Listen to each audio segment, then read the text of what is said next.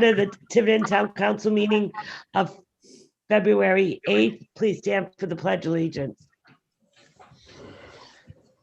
Pledge allegiance. I pledge allegiance to the flag of the United States of America, To the republic for which it stands, which it one stands, nation, one nation, under God, under God, indivisible, with justice with liberty and justice for all. Most. What a choir we are. I was just thinking the same thing. Well, I don't know why, but I'm hearing an echo. All right. Consent intent. Oh, I'm sorry, Madam Clerk, roll call, please. Counselor Cook, Here. Counselor Vieira, Here. Counselor Janick, Present. Counselor Burk, Yeah. Counselor Edwards, Here. Counselor deMedeiros, Yeah, Counselor Perry, Present. all present. thank you. Sorry, I was changing my It might earpieces. be the echo I'm hearing. Consent agenda, approval of town council minutes, January 25th, 2021, regular session, January 25th, 2021, executive session, January 23rd, 2021, special budget meeting, January 26th, 2021, joint TWWD workshop. Acknowledge receipts of reports, town administrator, department, monthly reports, January 2021, town administrator, police and fire overtime reports, January 2021, Jennifer, I can never say your last name, Jen. Siciliano, town planner and administrator officer, reports of activity of planning department and planning board for January 2021. Acknowledge receipts of correspondence, town of North Providence resolution 21/02 in support of lifting restrictions on small businesses due to COVID-19, and approval of tax assessor abatements, total amount $66.71. Would anyone like to take anything from the consent agenda? Make a motion, we accept it. Make a motion, we accept. I think Donna has her. Donna? Yeah. Donna, Yeah, I want to pull C1. okay. Anyone else? I'd like to entertain a Madam motion. President, Yes, I'll make a motion to accept all the consent agenda items except for C1. do I have a second? Second. We'll give it to Mike. Counselor Cook? Yes, I would Wait, like. no, I'm asking She's for a voting. vote on the rest of the consent agenda. Not Yes. C1, everything else. Yes. Okay. Yes. Counselor Vieira, Yes. Counselor Janick, Yes. Counselor Burke, Yes. Counselor Edwards, Yes. Counselor Perry, Yes. and I'm a yes, unanimous. Okay, C1, Counselor Cook. Yes, I was wondering how the town, haven't done this before. I was wondering if the council was interested in, and also doing a resolution in support of lifting restrictions on small businesses due to COVID-19. I agree with what the resolution says. They open the casino 24/7. I see no reason to keep the restrictions, and I don't think it's adding to the COVID problems. Would anyone like to comment? What's the, they just changed the hours, correct? It's just the hours. Yeah. They can stay open later now. Is it, I thought it was like, I thought it was like 10 o'clock. 24/7, Deb.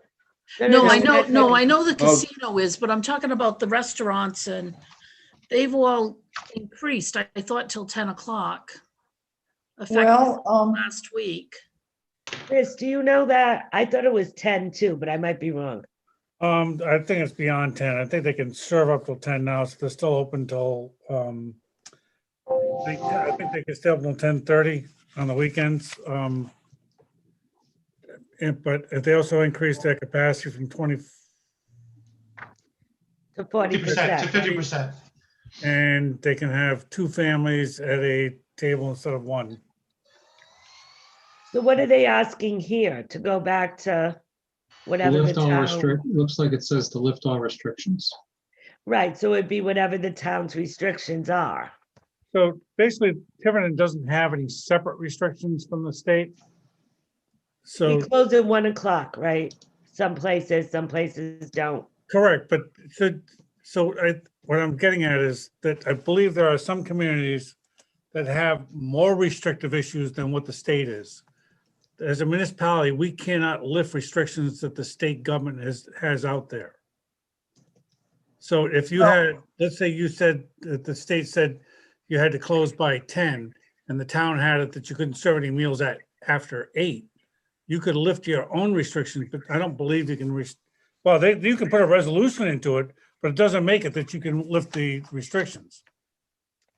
Yeah, I think this Uh, resolution is asking the state It's to lift asking, restrictions. yeah. So you can That's all. ask, but that doesn't necessarily mean it's gonna happen. Yeah. No, it's just asking that the restrictions be lifted. Yeah, Madam President? yes, Mike. So, I mean, obviously if Councilor Cook wants to put a resolution together for us to consider, we would have to consider that. And I would say that I would be hard pressed with some of the language, especially in the resolves. And knowing that the decisions being made are based on science, and knowing that if we, and as I was saying off record, maybe before we got here to Deb,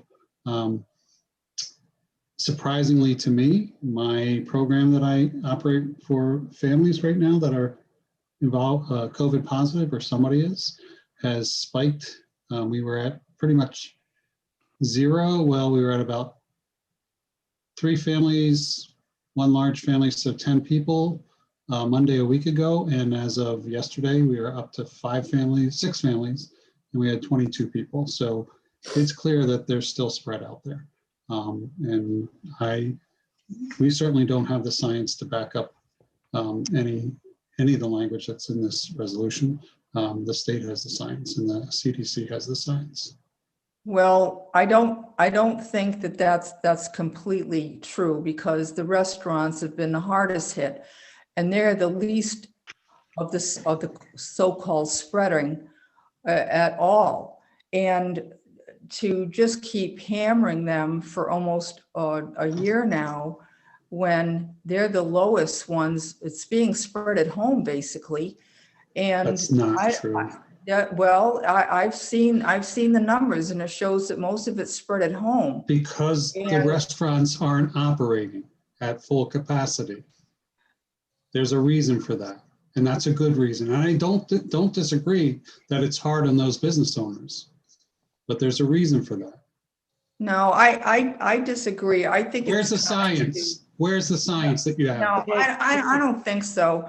I think that even well-intentioned, that I think they're acting very responsibly, and people are being responsible, and that there's some things going on that shouldn't be going on. I understand that, but I just think to change it to 11 o'clock or whenever the closing should be, a half hour isn't going to, I don't believe is going to be spreading it around. I don't think it's just them. They've taken the brunt of it, but and all the big box places are open. I mean, come on now. I don't know why the small businesses have to pay the piper on this. It's not right.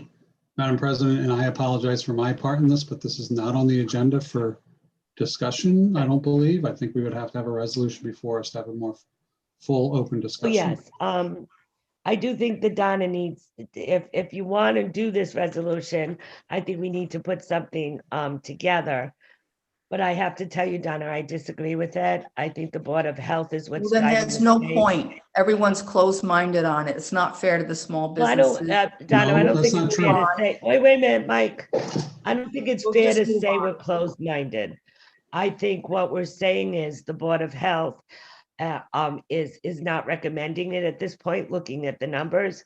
And as far as big box stores being open, well, people are wearing masks in those big box stores. In restaurants, they are not. So I personally would feel much more comfortable if we followed the state recommendations. But Donna, if you want to write a resolution and I'm not going to waste my time. Thank you so much. okay. I'd like a motion, please, to Madam accept President, 4C. I'll make a motion, we approve 4C Do I have a second? on the agenda. I'll second. Okay, and all we're seconding is accepting it, Right, Correct. right. saying that we received it. Okay, all those in favor, Councilor Cook, Yes, Councilor Vieira, Yes.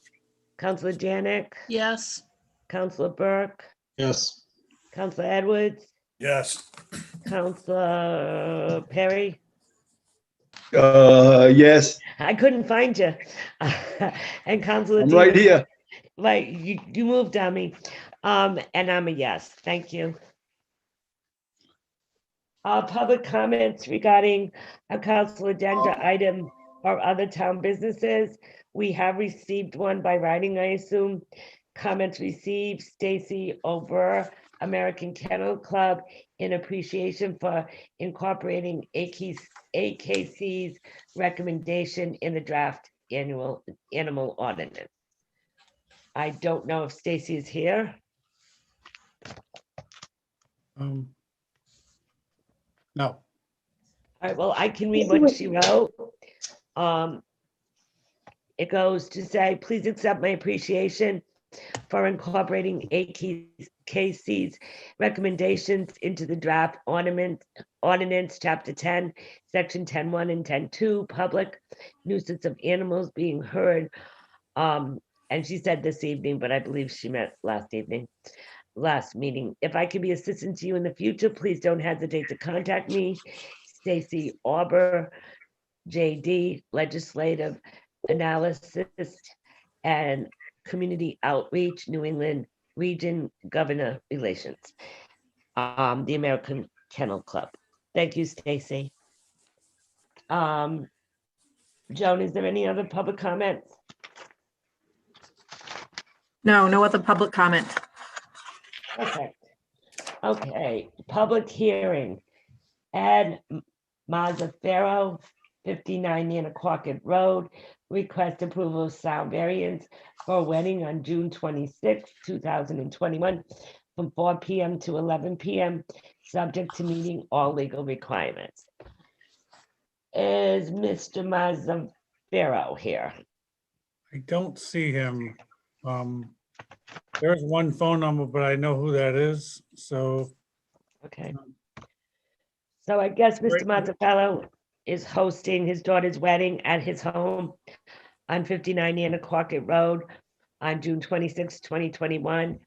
And apparently he must be having a band, and he wants the sound extension to go from 10 p.m. to 11 p.m. I assume that we sent out to all abutters. Yes, we did. The only thing is I was going to ask him about the fireworks. Hmm. Because if you see it, he wrote live band and fireworks. And I was wondering, does he have a company that's coming in to do that? Madam President, I would think that the fire chief or the police chief would have that information. Because you'd have to get a permit, I believe, from the fire department to have fireworks. Right. I know I could they're be wrong. intending, does Chief Reimels or Chief Jones have any information on this? So Bruce is here, hang on.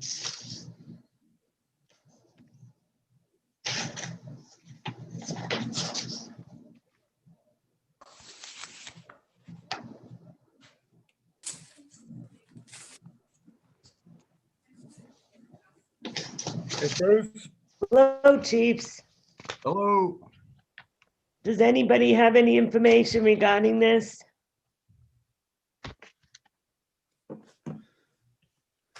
I'm sorry, I was listening wedding to the request? radio. Okay, so Mr. Mazzaferro is having a wedding for his daughter in his property on Nantucket Road on June 26th. And he's looking for a sound extension. And it's from, he just wants it to go to 11 instead of 10. But as I was reading through this, he did write, he's gonna have a live band and fireworks.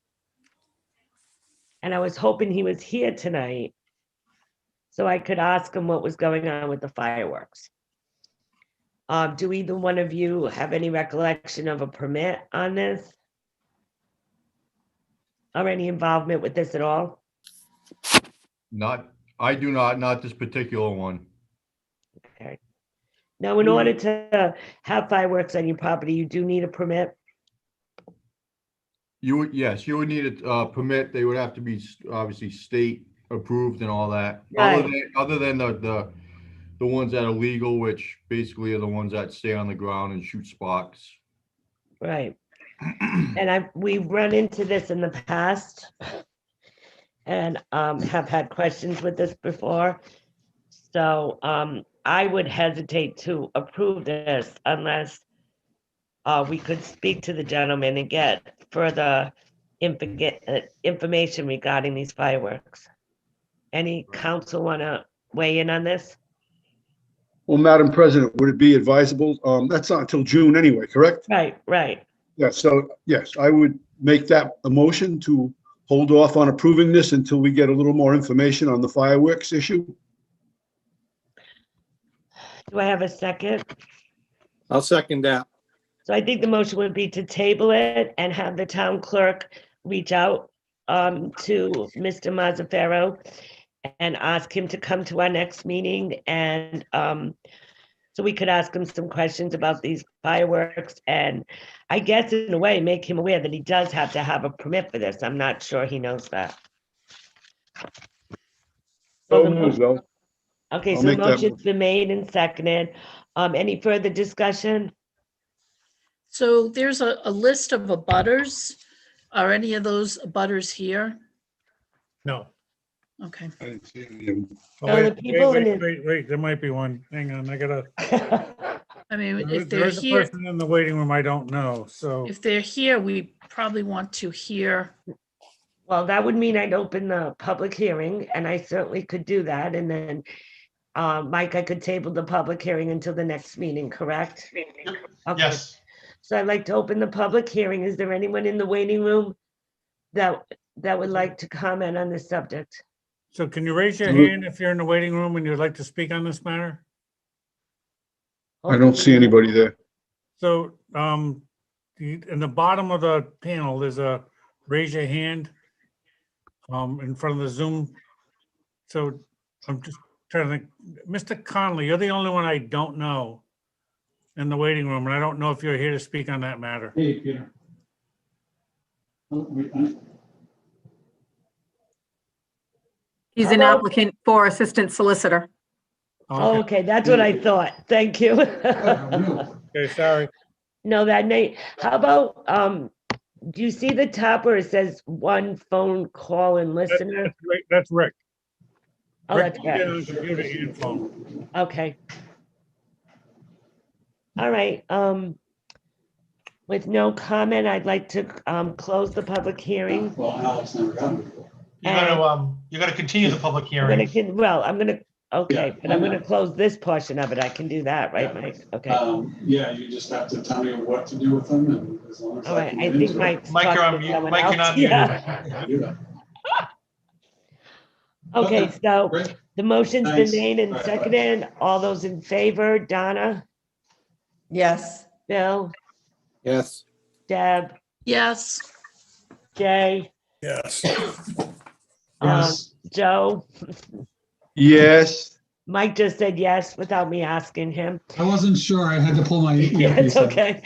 And I'm a yes. Thank you. Madam President, can we just state the date of the next meeting so people would know, so we Sure, the date of the next meeting would be, 22? the date of the next meeting is February 22nd.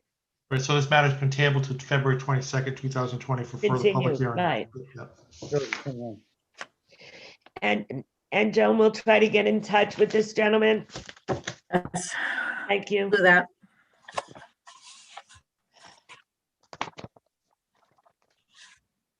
7A Town Solicitor request to advertise technical amendments to recently passed Tiverton Code of Ordinance, Article 1, Section 10(1), 10(2), and 10(3), public nuisance of animals. Thank you, Madam President. As you know, the council at the last, I believe the last council meeting passed Ms. Cook's ordinance, unfortunately, and I was given the authority to make technical changes, including to fix spelling errors. But with another set of eyes looking at this, I noticed that there were a couple of things that, a couple of words that needed to be deleted. You can see that under section 10-1D. There was an extraneous word there, which I didn't feel it was a technical, was not a non-substantive technical amendment.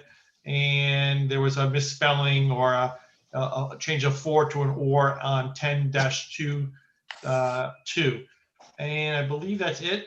But I didn't feel comfortable given the authority that was given to me by the council to go forward. Oh, excuse me, in section 10-3, we changed the "shall" to a "may." That was another extraneous change that needed to be made. So these are just technical amendments. The ordinance is still in effect. It just cleans up some language, and I would just ask permission to do so after advertising.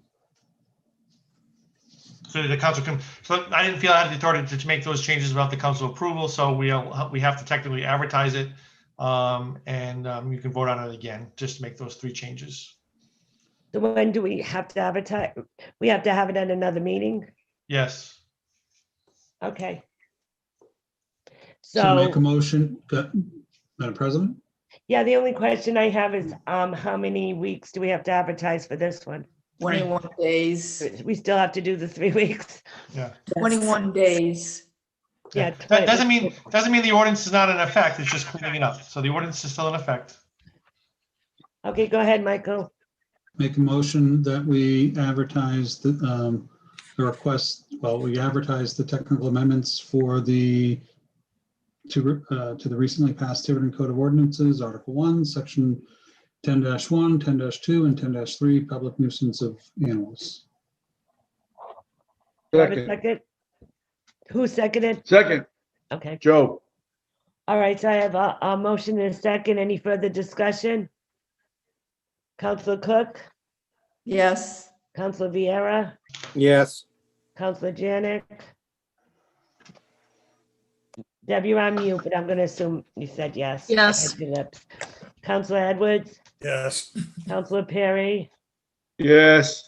Councilor Burke, Yes. and I'm a yes. Councilor deMedeiros. Overall discussion, review, and potential preliminary votes on FY 2021-2022 budget, including individual line items and capital expenses as previously submitted by the town administrator, including and not limited to Public Works Department. Rick is here. Yes. Welcome, Rick. So if you've been watching, the way I've been doing this is we've been going through capital. I'd like you to go through your capital items with us. And at the end, just tell us what your priorities would be. Because obviously we have a lot of capital being requested and the town council is trying to sort through the different administrators' priorities and trying to come up with a budget. So Rick, are you there? You're on mute, I think.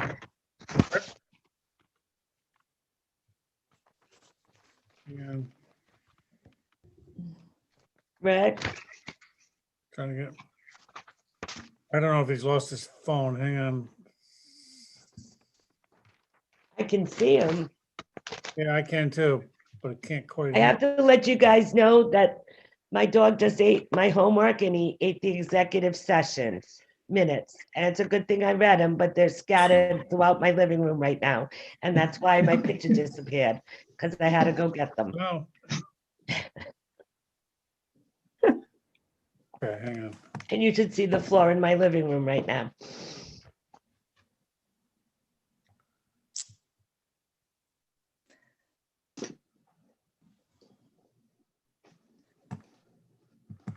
No. Hang on. I can't. Because I'm on the phone with you. Hang on, I'm gonna do it the old fashioned way. Hang on. Oh, I can't wait till we can all be at town hall.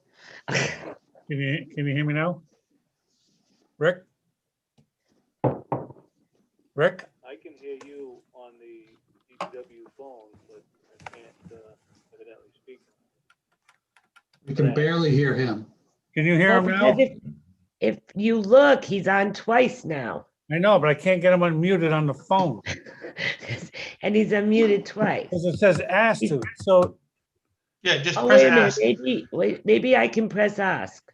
Yeah, ask him. He has to unmute after you ask. There you go, Rick. Okay, thank you. All right. Hi, Rick, it's about time.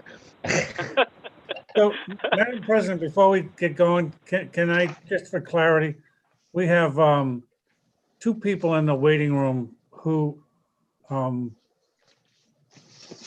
here for items that are on executive session that they're never going to hear, because what you're going to do is see the applications and then vote to interview them at a later date. You're not going to interview them tonight. Correct. So they're going to go through this whole DPW. All right. And I don't think it's fair to them to find out later that nothing, that they're. Right, so gentlemen in the waiting room, I did recognize your names. What we're doing tonight is we're sorting through the applicants that we have. And then tomorrow morning, I'll be notifying the applicants that we have chose to interview and try to make up some sort of interview schedule with you probably next week. So, but we will not be interviewing any applicants this evening. So I don't want you to sit here and watch a long budget hearing on public works. Yeah, and it's very boring. You probably wouldn't want to. I'm sorry. Well, very interesting. Well, boring to people who are applying for solicitor. So it's your option. You can stay. I just didn't want you to be somehow misled that we were going to be talking with you later tonight. So. Okay, with that, I'll be quiet, Madam President. It's okay. All right, Rick. Hi, good evening, everybody. Did you hear what I said? Yeah, I can hear you, so hopefully you can hear me. Okay, did you hear what I said? I want to go through your capital first. Yes, yes. And then at the end of it, I'd like you to list your priorities. So list your capital 1 through whatever it would be, 6, 7. No, it's actually 4. Okay. 1, 2, 3, 4, 5, 6. Okay. Okay, go ahead, Rick. Thank you. And just as way of explanation, the DPW computer isn't that advanced. We don't have the ability to do the Zoom except for video, so I can see through Zoom on the computer, but on audio, I have to dial in. When I typically go to a town council meeting, I do it from home, and my old computer is a little more modern, and it allows me to do that. But on this one here, because all the paperwork, the binders are at the office, I'm attending this at the office. So that's why there's a 2 hookups for DPW. So with that being said, we did list for a 10-wheeler, a tag-along, used truck and plow and attachments, 2 4-way plows, and a forklift. We also have under our oversight the waterfront infrastructure, the stormwater drainage, the recycling center, etc. So would you like me to go through them one at a time, or yes, would you please. like to start in April? Okay. Yes, please, Rick. And no one received any capital last year, and we realized that. So everyone's capital needs are a lot, which makes a lot of sense since we skipped a whole budget year and did not buy any capital whatsoever. So yes, why don't we go through the DPW 10-wheel dump body? And you want that used? Yes, and just to give a little background, because of course DPW wants to give itself a plug. We only have one major timed reoccurring finance payment. So I just mentioned that, so it's not such that DPW is asking for a whole lot. So I do want to give our plug that we only have one reoccurring major timed finance payment. So that being said, again, the 10-wheeler, we had a 10-wheeler, and we did ask for a body for it. A couple of years ago, we had to turn that money back in because the chassis was delaminated, and that's happening on some of the double frame chassis. They've gone back now, is what I've been told, to the single frame, chassis. We turn that money back in, so that's another plug for DPW. And believe me, DPW firmly understands the impact Corona has had on our finances, and we understand that we may not get everything for which we ask, but we do try to explain our needs and tell you why we're asking for these items. We did want a tractor to replace the one that's been out of commission for a while to tow our gooseneck, but the gooseneck trailer conked out, so we didn't end up getting that either because there's no need.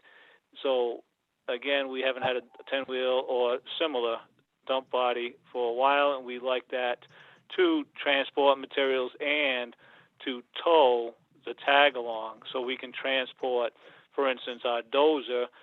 Right now we have to sub our transportation out because we don't have the capacity to move our dozers around.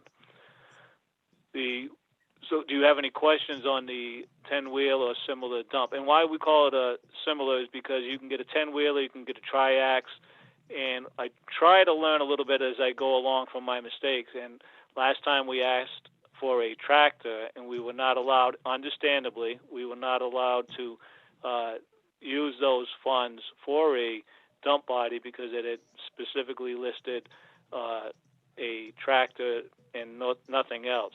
So on this one here, we are trying to say it in such a way that we can get a dump truck, whether it be a 10-wheeler, a triaxle, or similar.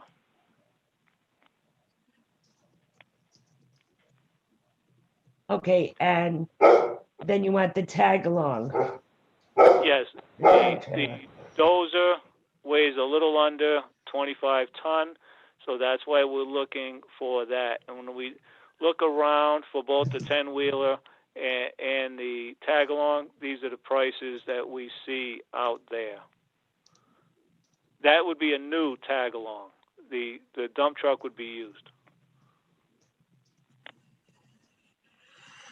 And you also asked, now last year you asked for a 10-wheel dump body and it was $25,000. Yes, that could very well be, but we did more research and found that we wouldn't be able to repair the 25,000 condition dump bodies for any kind of practical way. They weren't going to be really usable. They'd be sort of junk. We already have one of those that we can't drive. So we did some more research and came up with this price. Any questions right now? And by the way, Madam President, I'm not sure that we asked for a 10-wheeler. I think that might have been, I don't have that right in front of me, but Yeah. that might have been a horse. Yeah, I think it was a horse. Don't you remember the whole discussion about horses? And Oh, some yes. people thought you really were going to buy a horse? Yes, and that's why the difference. A dump body, we found that even the horse was going to be a little too low, and the dump body was a separate item. So the price right now for a functioning chassis with a dump body on it is around the $82,000. Okay. All right, you can move on. So I guess the next one is a used plow and attachments.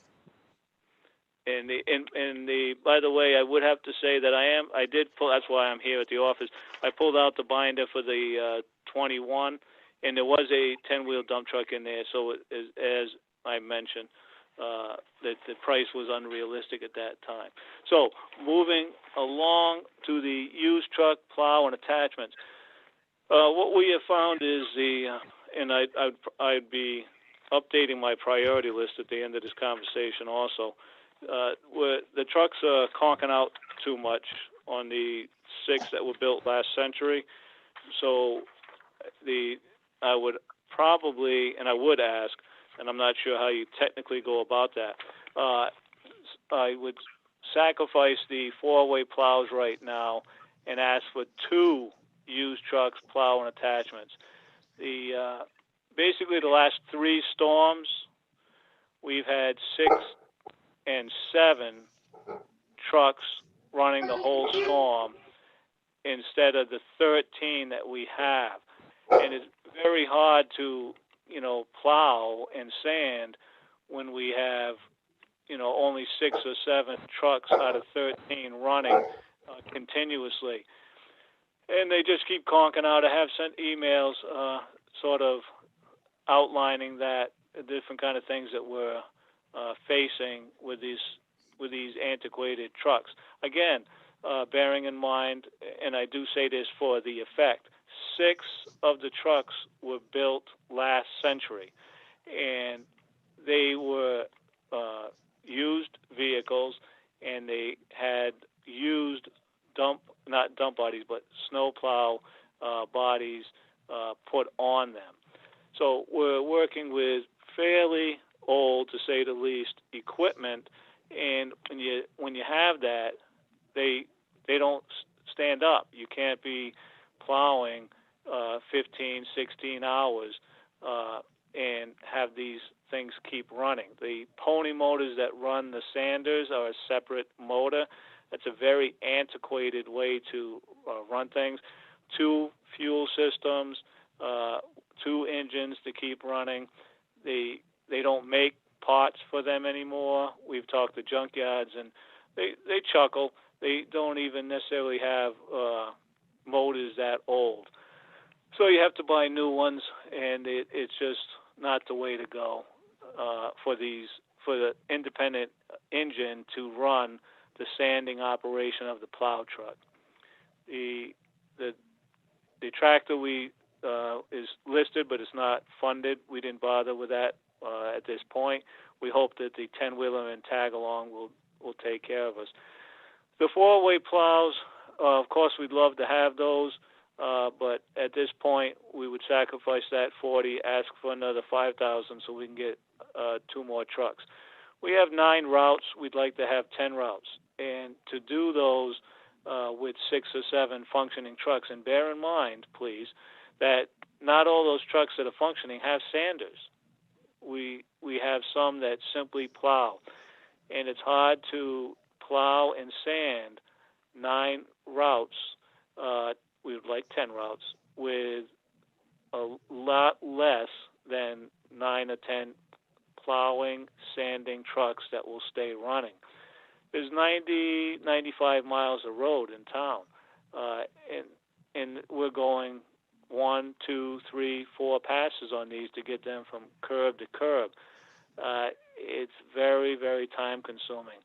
I think the snow stopped last night between repairs and trying to catch up and having trucks out of business. It stopped snowing about 7:30 last night. We left here about 1:45 in the morning. That's a long time. It's not an efficient or a effective way to run things. The forklift is simply, we don't know what year that forklift was built. It's my understanding that it was a surplus forklift. It doesn't have brakes, So what's been done in the past to stop it is you drop the forks. That's not a safe way to operate, and it's very hard to get that fixed. So a new forklift would be nice, and that's a price tag of about $6,300. Is there any questions on the equipment aspect of things? Just a comment. I know the storm yesterday, I think as soon as they went down my street, the snow was coming so hard that it covered it again. And I'm sure, this isn't the only storm that's happened. So if you're there, and that probably started like by noontime, right? And they were there till 1 a.m, we're paying a lot of overtime. Yes, there's a lot of overtime. Let's see, the storm started snowing, about 10:05, and it quit snowing around 7:30 p.m. and 10:05 in the morning. So it That's makes right, it for a long started day. earlier, yeah. Yeah, I mean, I'm just thinking if we can cut some of the overtime even to justify some of the plow, the trucks or the plows. Yeah, the overtime is always sort of a estimate based on what we've done historically or what we might have to do, but the estimate is unfortunately or fortunately, Deb, is not based on science. It's simply based on what historically we've done, and not to get caught short in the event that we have a lot of storms. For instance, we've already had 4 decent-sized storm events this fiscal year. It's expensive, and I started out the year optimistic on the overtime and sand and salt. I am no longer that optimistic on sand and salt and overtime. So I wouldn't feel comfortable cutting that. Certainly it goes back to the Right, town. I'm not saying cutting it, I'm just saying that would be part of the justification also for next year. If we had more trucks available and we had more routes, we could maybe cut back on some of the overtime, so that they're not out for 12 hours for a storm that lasts 7 or 8 hours. Yeah, so you would Just hope as- it would reduce the overtime. Yes, Deb, we would Yeah. hope that it would reduce the overtime.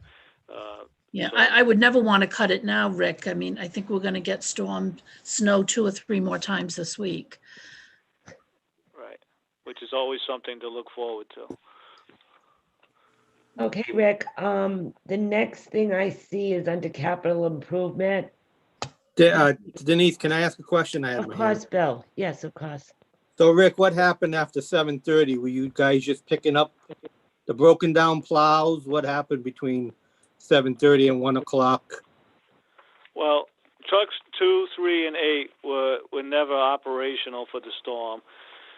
Truck number 4, the hydraulics let go and the switch let go for the plow about 2 p.m. We repaired it by scavenging old parts by 7 p.m., 5 hours later.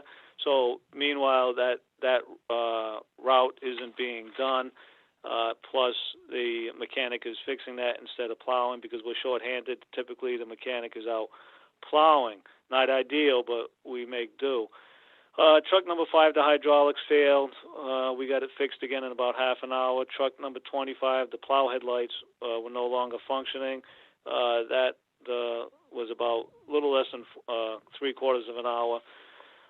Truck number 7, I didn't bother listing that in the email, but the tail lights no longer function. However, it was safe to operate because we just made sure we had the flashes on. Truck number 4, the 4-wheel drive repair that we did seem to keep on functioning from the last storm, so we were happy about that. But that's what we end up doing repairs, catching up on the old routes. Plus, one of the guys is out on workers' comp, so we're short a driver. Thank God we do have a couple of hired drivers, and we do have one, thank God, for an independent. So that's helped out quite a bit, but it takes a lot of time to make up for when when so many trucks are out of service. And one of the plows that did start working was out of commission for 5 hours.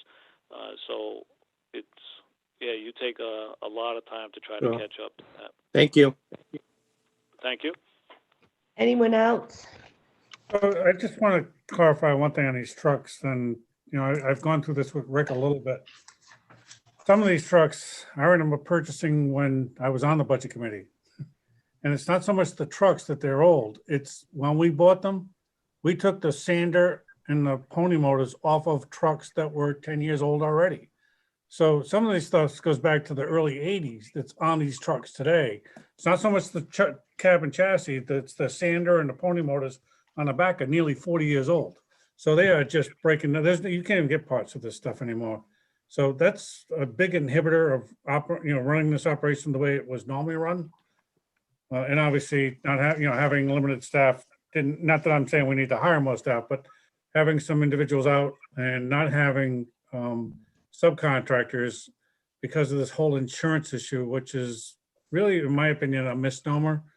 The fact that they can get an umbrella policy, they should still be able to come on fairly reasonable with a very short-term policy to do some snow plowing for us.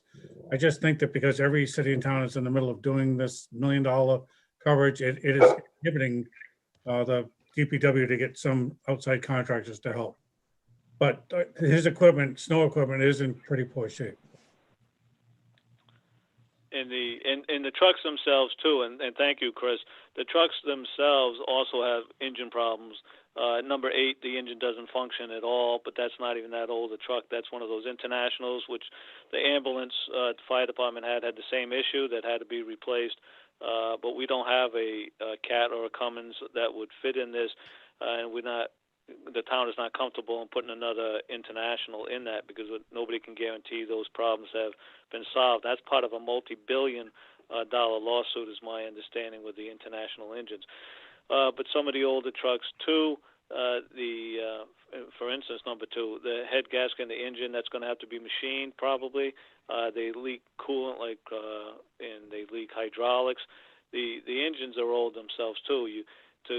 We don't expect brand new, but to be using things that are 22 to 30 years old, they rust out. The things just don't keep lasting. Plus, as Chris of course said, the sanding bodies and some of the plow frames and plows are also even older than that.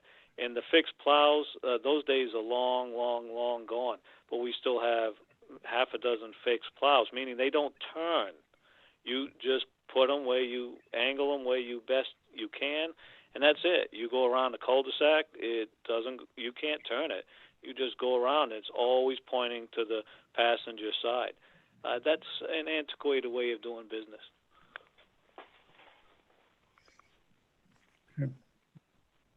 Any other questions before I leave this portion? So Rick, out of the items you just discussed, your priorities would be the plows, I would imagine?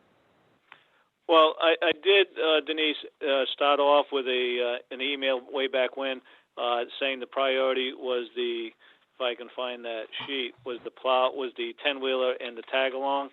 But that was written before all the storms hit.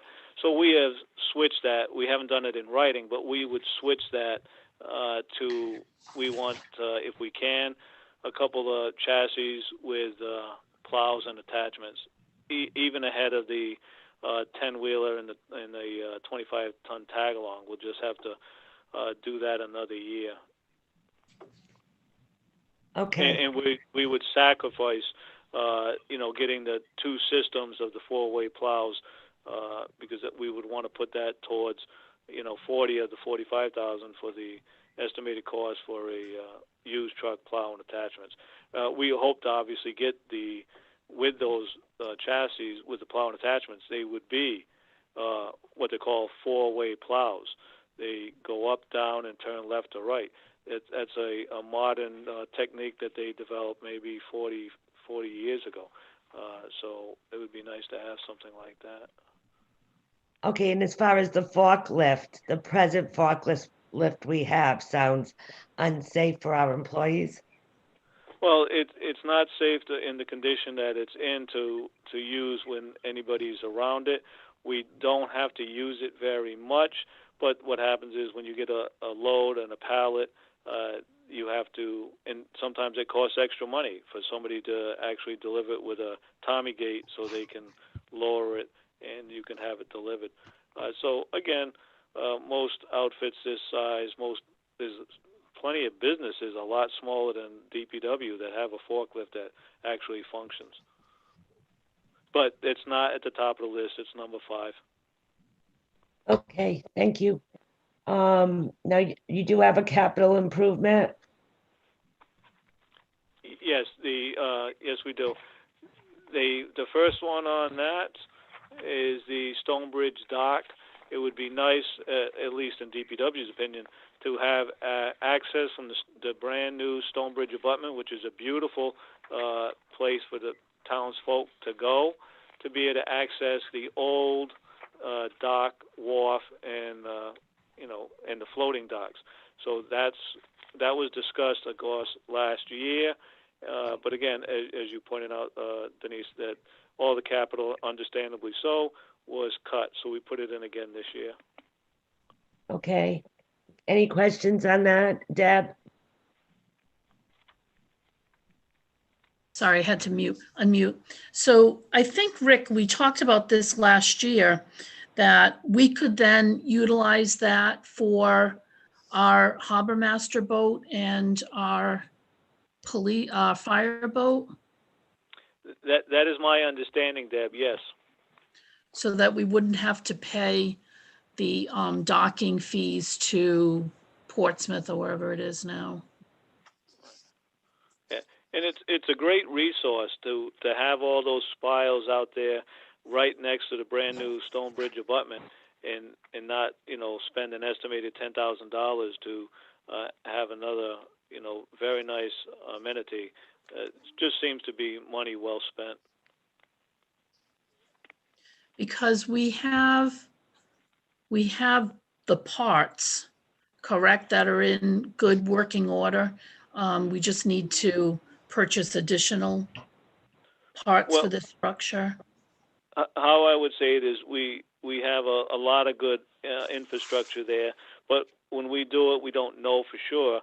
But we figure maybe half a dozen spile replacements, and then you have to do the ramp decking, the ramp joist, the railing, the balusters. You have to patch a little asphalt. You have to do something because right now the wall on the abutment is continuous. We would have to there's a gate. It was designed for that. So there is a gate in the fence on the north side of the Stonebridge abutment, but the decorative wall is continuous. So you'd have to do a little patching on that.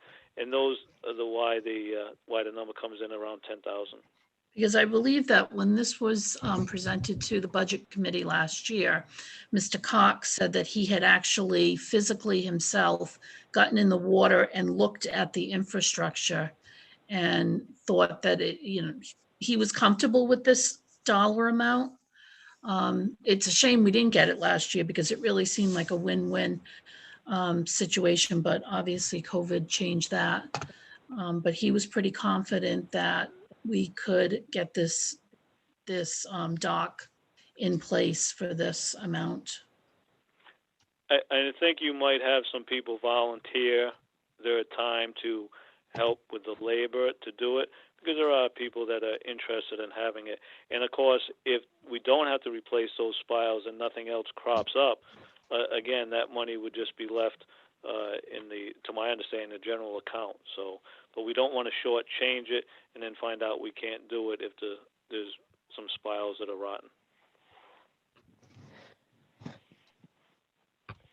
Any other questions? Okay, go on, Rick. Okay, and and by the way, Denise and everybody else, I'm happy to give all this explanation, but if anybody thinks I'm giving too much, I'm happy to give a lot less and then just answer questions. Otherwise, I give my reasons why DPW feels they're necessary or a good investment. So if I'm explaining too much, I'm happy to cut it shorter and just answer questions. So on the stormwater drainage infrastructure, the non-road, if that's the one we're on now, that's basically to provide equipment and technology to locate and track the town's existing and any new stormwater outfalls and drainage. Basically, DEM has indicated that when the rules for this type of stormwater infrastructure, et cetera, and related things, detention ponds, outfalls, anything that leads to a body of water, then when those rules are redone, the municipalities are going to be required to be able to have their stormwater infrastructure in a form that's electronic. This is my understanding that they're talking about this and they expect this when they rewrite the regs. Everything has been slowed down, to my understanding, by COVID, but nonetheless, I expect that to be going forward at some point. And it also serves the town well to have all the stormwater detention ponds, retention ponds, outfalls located in a form that people can access, and DPW can access them more readily, the locations, the GIS coordinates, the descriptions, so that when the repairs and maintenance are done and actual reviews, it's logged in so we know. It's a much more streamlined way to take care of these items. And we have, of course, in fact, because it's expensive to do all these things, the town has switched to a great extent to the homeowners association on the new developments, making the HOAs responsible for cleaning and maintaining the upkeep of the stormwater retention and detention ponds.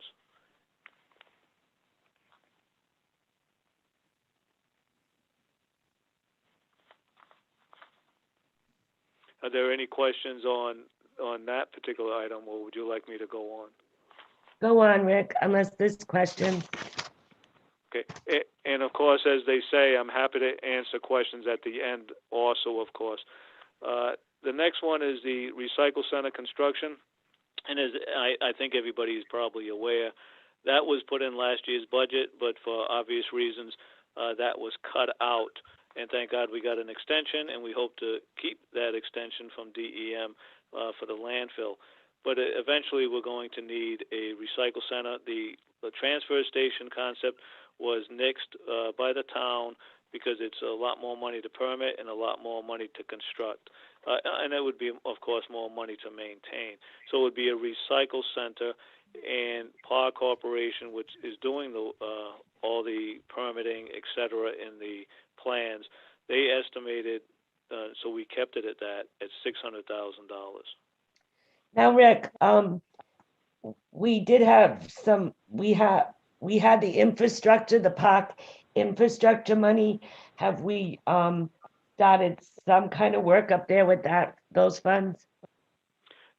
We have not used any of those funds yet or done any of that work for the recycle center at this point. We've done some permitting.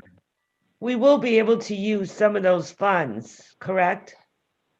That is my understanding, that we Okay. will be able to use some of those funds. Now, using those funds, would that decrease the amount, the 600,000 amount? Oh, yes, that's definitely my understanding, that it would decrease that amount. Could we get some kind of estimate on that? Yeah, Because Sure, I'm not sure what's in that account right now. I knew that's- last year, but I don't that's remember. why I left this on here, the industrial park and the capital reserve accounts. And when we get the audit to come in, we'll be able to pick those accounts out to see exactly what's in those amounts. Right, the capital reserve account, I was gonna ask you about that. And what else are you looking at? Oh, the industrial The park. industrial park reserve account or infrastructure account. So And that's when what I we- thought was very close to what was in there. So my understanding was that the council had previously authorized, I believe it was like $125,000 to be used out of that fund. As Correct. part of this, because the number was like 800,000 for the recycling center, and We have pared it down some. So my understanding, it was still going to be 600,000 plus the 125. And we were still looking at trying to make some adjustments to that total number to bring it down even more. But secondly, you could I'm also, wondering also, is some of this recycling center construction, could we justify using more of that account, well, that's, putting the road in or whatever? well, it depends on what we're doing. So I think we're gonna have to look at that to make sure that can be justified. I thought part of it was gonna be for bringing water to that particular, which Correct. we're gonna have to do anyhow if we don't put a cistern in or some other type of watering. And to bring some utilities into there would be part of why we would be using some of that infrastructure account. My Wow. understanding is what we were gonna, the road, we weren't gonna pave the road to start with. But that's, so it depends on really what we use for actual construction things for industrial park infrastructure as to what we can allocate. Now that we got the extension, when do we want to complete the recycling center? What So my date? suggestion would be we would try to split this over a 2-year cycle so that it would be completed That's when what the I'm 2 years are asking. up. Yep. So The- you're, So it doesn't have to be, we don't have to fund all this in 1 year. so you're thinking that in 2 years from now is when we need the recycling center completed? Correct. So if we did half The of that, extension the extension will be the minimum of 2 years from November, this past November, right, or 30,000 tons, whichever comes first. okay. So, and we believe that we're using 15,000 tons a year. So we could split this in half or very similar to that. I think it would make sense that if we could defer some of these expenditures until later in the year of 2022, and then Okay. pick some up at the beginning part and make sure that we have enough time frame so that we're not pressed to get it all done by the deadline. Okay, And also a minor, well, not a minor point, but a point, Denise and Chris and everybody else, is that DPW is actually put in because we think it's a good idea. We requested 300,000 be put into the infrastructure account, not for the recycle center, but because it doesn't seem to be that much in the term of funding, and it appears that that if you provide these site improvements, sewer, drainage, roads, land clearing, etc., that you would increase the selling price of the lots and make them more appealing to the public. So that's why it's very related to item 90. Well, that's a new item, 9300, the recycle center. It's not listed right underneath it in order, but it is down 3 lines up from the bottom of the capital improvement. And the logic again was it improves the negotiating strength of the town and increases the selling price of the lot, the industrial business center lots. And at some point, it's going to have to be done anyways to do it in a form that a contractor goes in and does it is typically a more economical way to do it versus piecemeal by having the lot owners do it a little bit at a time. So that's DPW's perspective on why we submitted that number. now, that industrial business park infrastructure, we were putting a percentage of the sales into that account, but I don't believe we put that resolution in last year, am I correct? I don't believe we did. We did do it? I don't believe we did. No, I don't think we did. I think we decided if we did do sales, just to put that into the general fund because we were depleting the general fund. Right, Jay? I can see Jay saying yes. So we may want to think this year of doing that again, putting a percentage. I think it was 20%, and I'll try to look for the resolution, but it was putting a percentage of our sales because as we know, we probably will be selling more land. So if we put, I think it was 20%, so we'll have to, everyone think about this, and I'll look for that resolution. But I think it might Okay. be wise to do that now, considering we are selling, or we are in the process of maybe selling some of this property, and we may want some money in there for the infrastructure. Okay. Yes, Deb? Yeah, I think that the council did not put any resolutions No, in we at all didn't. last year, correct, Jay? I No, think we it, didn't. yeah, I think it was just the budget committee. Right, and the budget committee did not put this And resolution. we did And I not. think you spoke about it and decided did. not to. Yeah, we We decided. decided not to resolve anything that would take money Money- away from the general fund. Right, and I remember that discussion. I was present at that. We didn't like it, but we did it. Right. Yeah, and I don't think we should continue that practice, quite frankly, because the council that did this felt that at some point it does add to the value of the land. And if we were able to do some of the infrastructure and complete some of the paving, it would make that land more sellable. So I don't think it should be a practice that stays without being put back on. So I'll work with Joan and we'll try to find that resolution. It was 2 years ago, I I believe. think 2 years ago. Or if anybody can- can find it, Okay. I'd And- appreciate that. Sorry, and Rick, just- we kind of left you a little bit. No, not at all. Not at all. Thank you. And the one thing that going along with, I think it is a good idea, Denise, to fund the infrastructure account. One little thing I would say from a construction point of view, another reason it makes sense to do the sewer, drainage, et cetera, is, in fact, we require this of contractors who open up the road. You want the existing pavement patch, the asphalt, to stay for at least over a winter, for a year or so, before you do the asphalt surface course. So it's a good idea to get this infrastructure into the ground, and that way you have a surface course of asphalt that rides a lot better, stands up longer. So I would just add that to it. Thank you. And now that we do have the ordinance and we're going to put it on the next agenda, but maybe we can find out, I am going to ask that we have a meeting, which is the next item, this Saturday for the budget. And I want to kind of wrap up the capital. So if we know what's in that capital reserve carry forward, it may be helpful. Okay. Anything else, Rick, on this section? Well, did you want to discuss things like the town hall or the DPW or the senior center? Did you want to discuss any of that? Yes, please. Okay. The town hall, again, it's more or less the same repairs that we discussed last year, but again, they could be held off, and they were held off, to make the budget obviously balanced, et cetera.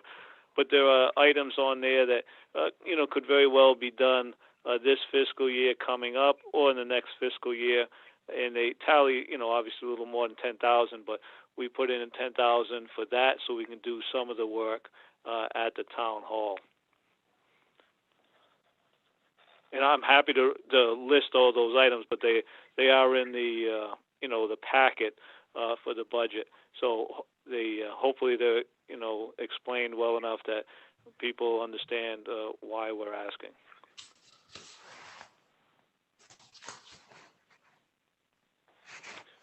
Would you like me to go on to the next one, which is the DPW main building?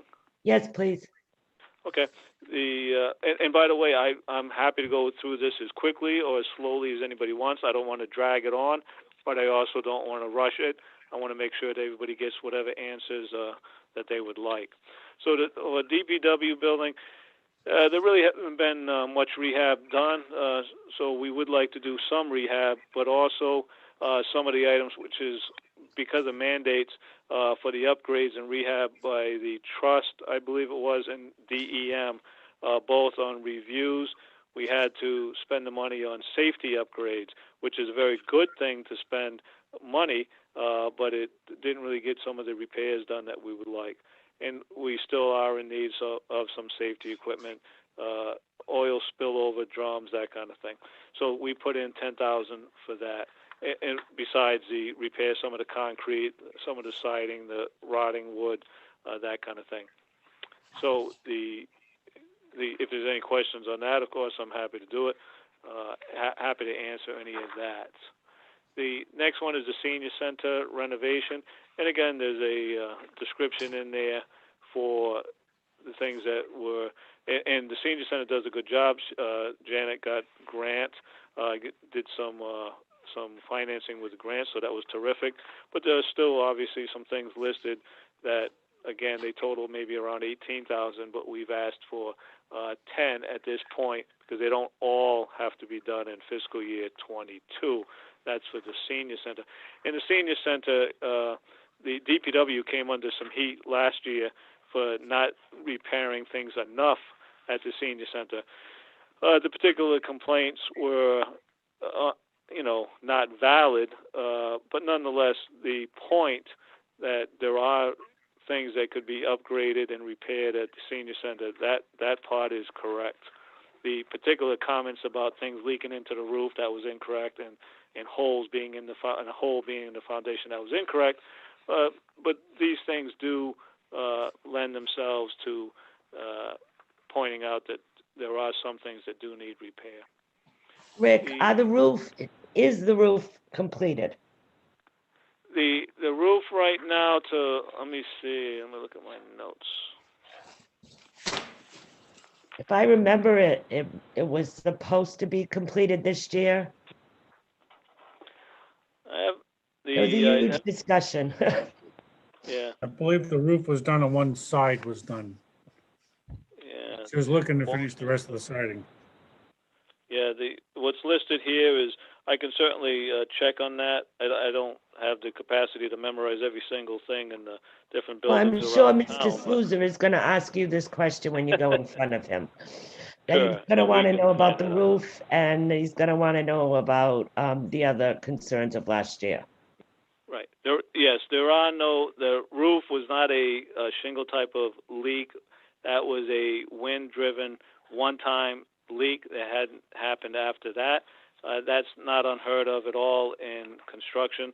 That was a one-time deal. There's been an eye kept on it since then, and we have not noticed a leak. That was once.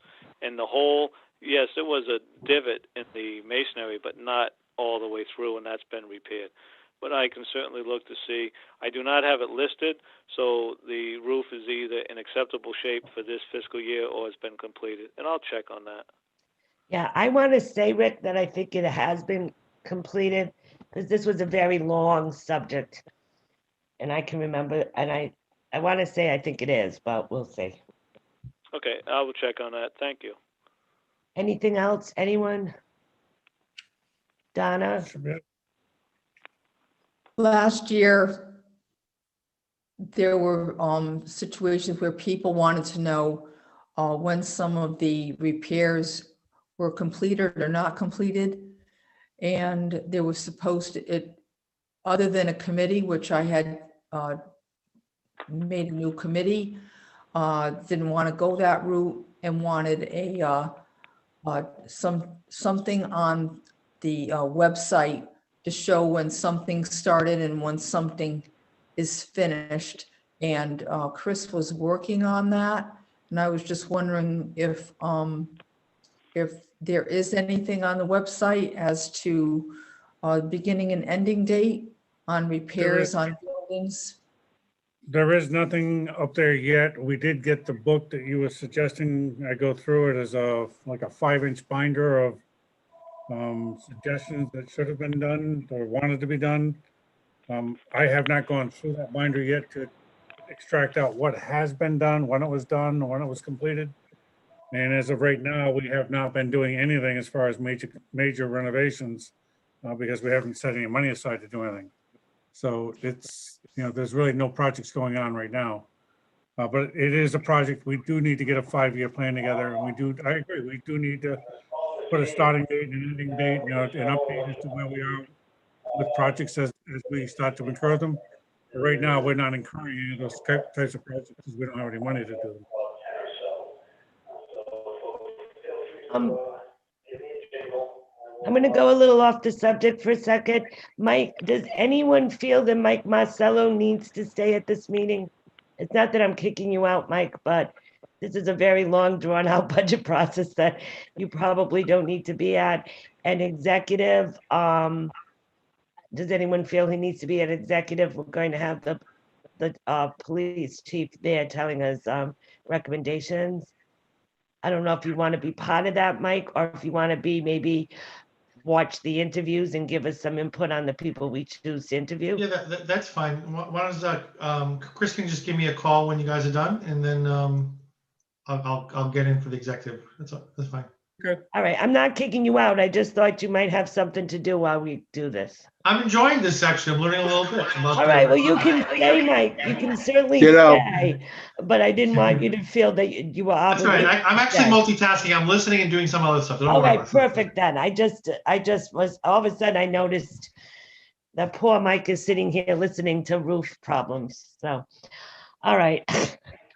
I'm sorry, Rick. No, do you mean to say that roof problems aren't as fascinating to Mike as they are to me? Well, no, I don't think they're fascinating to anyone as much as they are to you, Rick, which is a compliment. The DPW director should be fascinated by this stuff. Well, thank you. Would you like me to talk about? Oh, okay, go ahead. What else, Rick? The town farm playground equipment. DPW has put in for $50,000 more for this fiscal year. Nothing went in last year. Again, to help with the upgrades at town farms specifically as part of the grant, and to provide because things are obviously typically a little more money than what may be given by DEM on the grant. So to make it a nice town area. With the playground equipment, etc. And some of these things, as you quite know, as you may know from previous years when we put in money, they're very expensive. The slide that was replaced, one slide, that's it.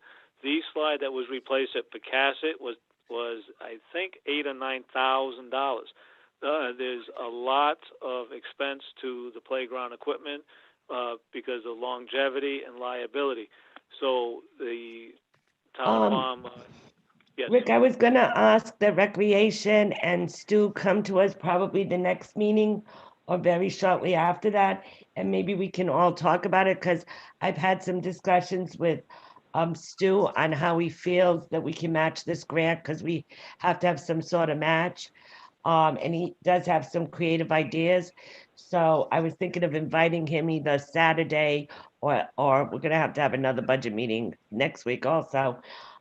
Inviting him, and then maybe we can incorporate this line item and whether he feels that this is appropriate amount or less, but let's see what he thinks. Does that sound all right? Oh, sure. And if you want me to attend any of that, those hearings or meetings, just please let me know. And maybe Stu can also discuss the playground upgrades.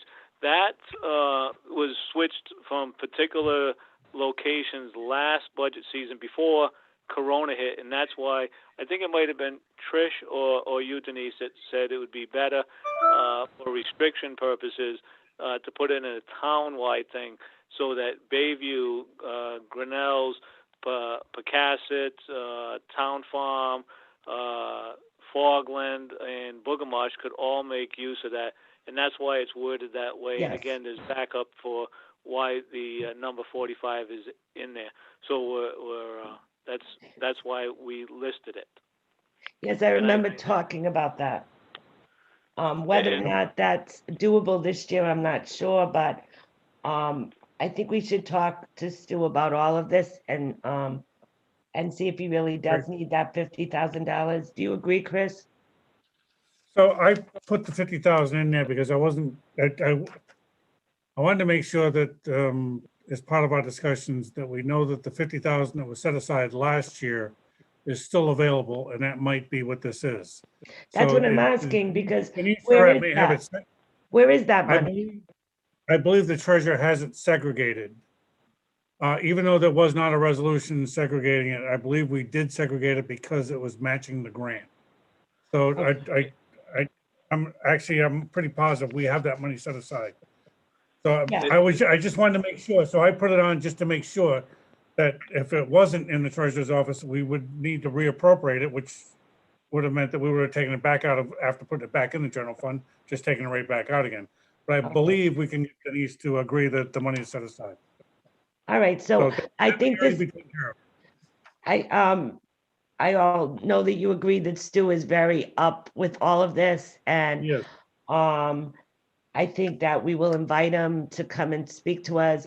Meanwhile, we can check with the treasurer where that money is and go from there.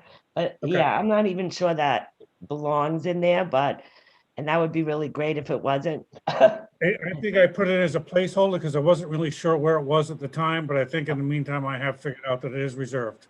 So this Okay. this piece may be able to come out.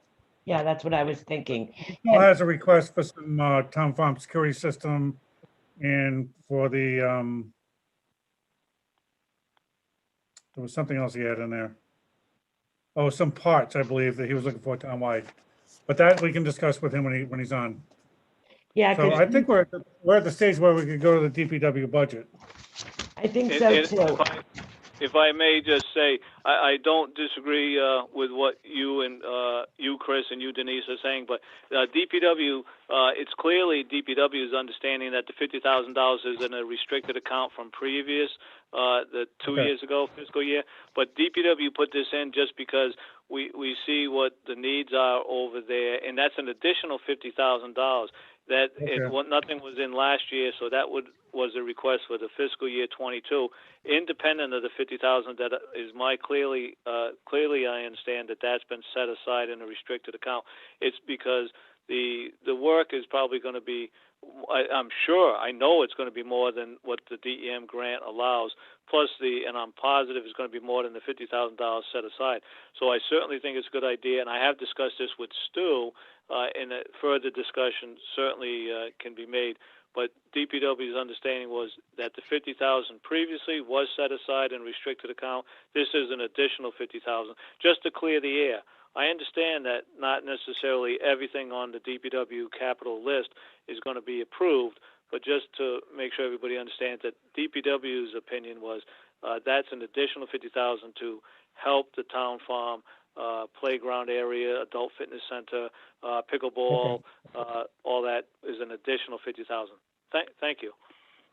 Yeah, and I think that we'll have to talk about that and whether or not that we can do that this year. But I think once we get Stu with us, he might give us further insight on that line item. Thank you. Okay, go ahead, Rick. Public Works. Page So 12. the salary Page line. 12. That is an error. That should have been level with the increase, should be in the council contingency. We're not there yet, so that piece needs to go back to level until the council votes. And we do have to at some point look at that council contingency, Chris, and see what raises are in there. And whether because I think we pulled out some of the raises from all the contracts that we settled. And I think there was stuff still in there.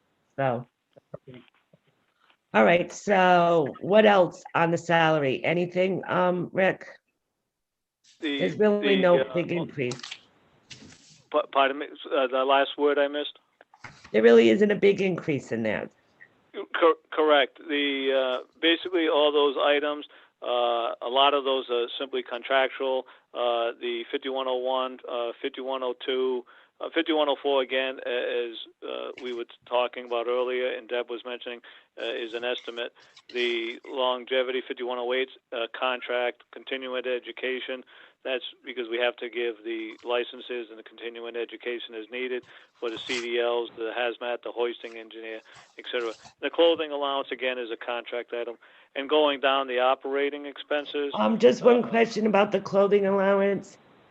Rick, how's the winter coats going for the men? Did they all get their winter coats? They all got the winter coats. They were very happy with those winter coats, and there was enough money that people could also get, for instance, a sweatshirt or some gloves and a hat, etc. And they're nice, very nice looking. They're very warm. They have the Tiverton DPW writing on them, and they're safety reflective. So they're a very nice Good. addition to the people here. So thank you. For the counselors that weren't here last year, the coats became quite the ordeal during contracts, and I'm glad they have them now, and they're happy. Okay, operating expenses. Again, as far as the uniforms, which is the pants and the shirts that the crew wears, that's a contract item. Snow removal contract service, that's where the hired plows and the independents come from. The tree removal, we're going through that quite a bit, as you probably know, maybe you don't know. National Grid told us about this a couple of years ago, that trees are going to start falling down because of the various things that have been going on. The gypsy moth, the emerald ash borer, the particular years where there's a drought, then there's too much rain. They said that this was going to happen when I went to a seminar, and they're correct. The last snowstorm, we had 3 trees and limbs fall, which again took away time, obviously, but we have to do it from the snow plowing. We had to remove those. So we try to get a little proactive, but we understand that there's budget restrictions. But when we talk to the tree warden, we ask him, okay, give us 2 or 3 days of what you think has to be done, things that are in imminent risk of falling down and becoming a hazard. So we did ask for $15,000 on that, and this year, of course, we've been operating a little bit at a time. The minor equipment replacement, that's based on what we've been spending, and something that people may look at and say, well, gee, you didn't spend much last year. It's not because we didn't want to, but because of the spending freeze.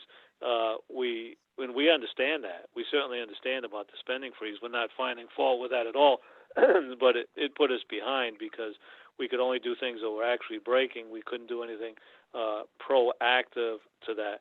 So the minor equipment replacement is what we think we're going to need. And the shop equipment, we obviously need to periodically get shop equipment. Sand, salt, and gravel, again, is an estimate based on what we, our best estimate. The paving and drainage is, well, we didn't get anything last year, so we're falling behind. We didn't double it. We just said, let's go up 50%. Because Okay, Rick, what is in the restricted account right now? The restricted account, and that's because we do get, thank God, some money from the carryovers. Yep. The restricted account, which also, by the way, does do the drainage, so Yep. and sidewalks if we have to do it.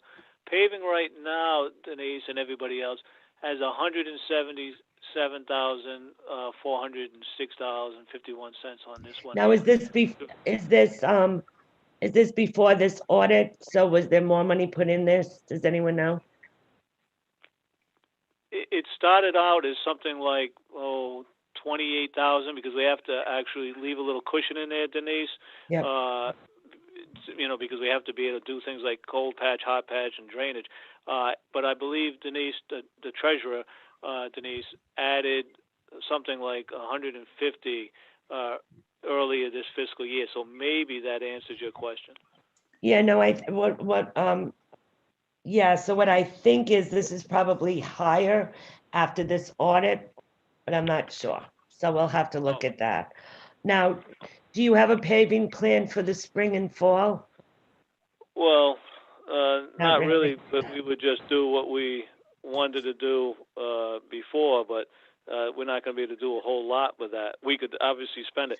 And just to let people know, we're not asking for the moon on this. I did calculation a couple of years ago when I first started, and it might have gone down a little bit now, but if we did Road A and paved it, and then did Road Z, before we got back to A, it would be something like 70 or 80 years. So the budget is not inflated at all. We understand we're not going to be able to do it, but roads don't last, as people around here know, don't last 70 or 80 years. But to try to catch up, we did submit for 750. Could you live with 500? Oh yes, we could, because we're living with basically nothing now. So we could, and we understand. Well, Rick, we did pave quite a bit of roads last year. Am I correct? Well, we did. Because this account was high, And I think we were the ones that brought it down when you paved many roads last year. Right, Yeah. and we appreciate all the funds that are put in there. Certainly no complaint as far as adding funds, so we appreciate all that. But we just like to paint the picture accurately that although we did quite a few roads last year, again, statistically, based on what it costs to do it, you're looking at 70 or 80 years at $500,000 a year, and of course prices are going to go up. So we can live with anything. We're living right now with 170 or so, but long term we wouldn't want to do that. But we understand everybody has to make sacrifices. All right. Yeah, and we'll look into, I'm writing a lot of notes right now, but we'll look into what that restricted account actually has in right now. Thank you. Okay. Now guardrail is a different account, Rick?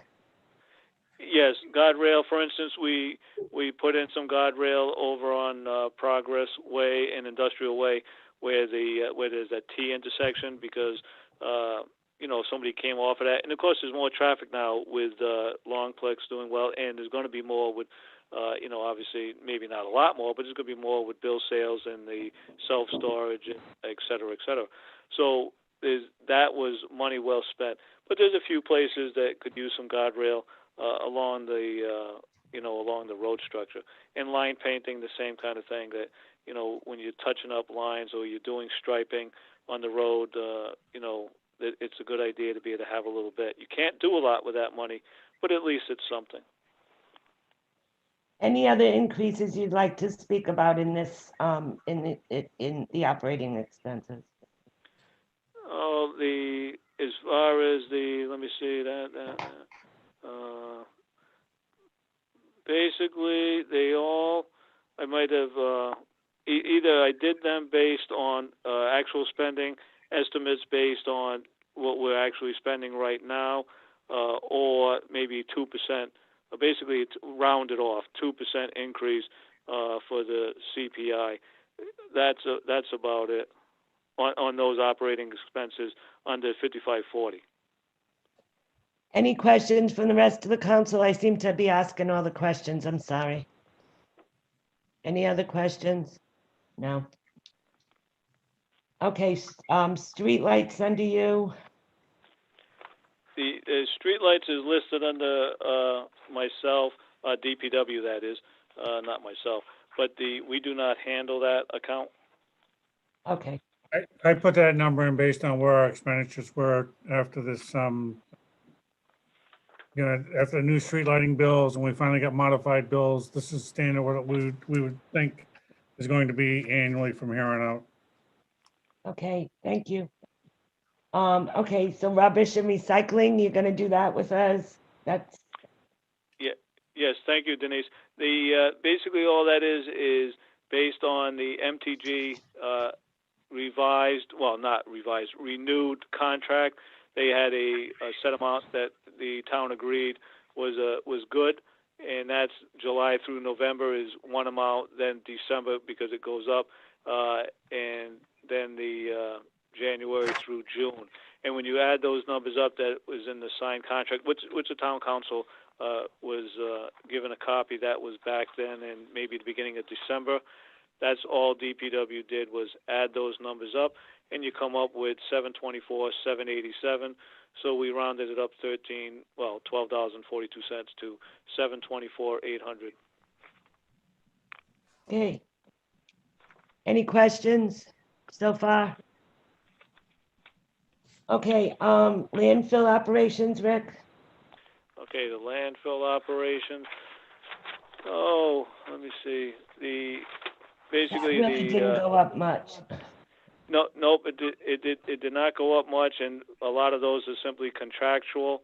The landfill equipment rent and cover, we upped that because we expect to stay in operation. The previous one, we thought we were going to.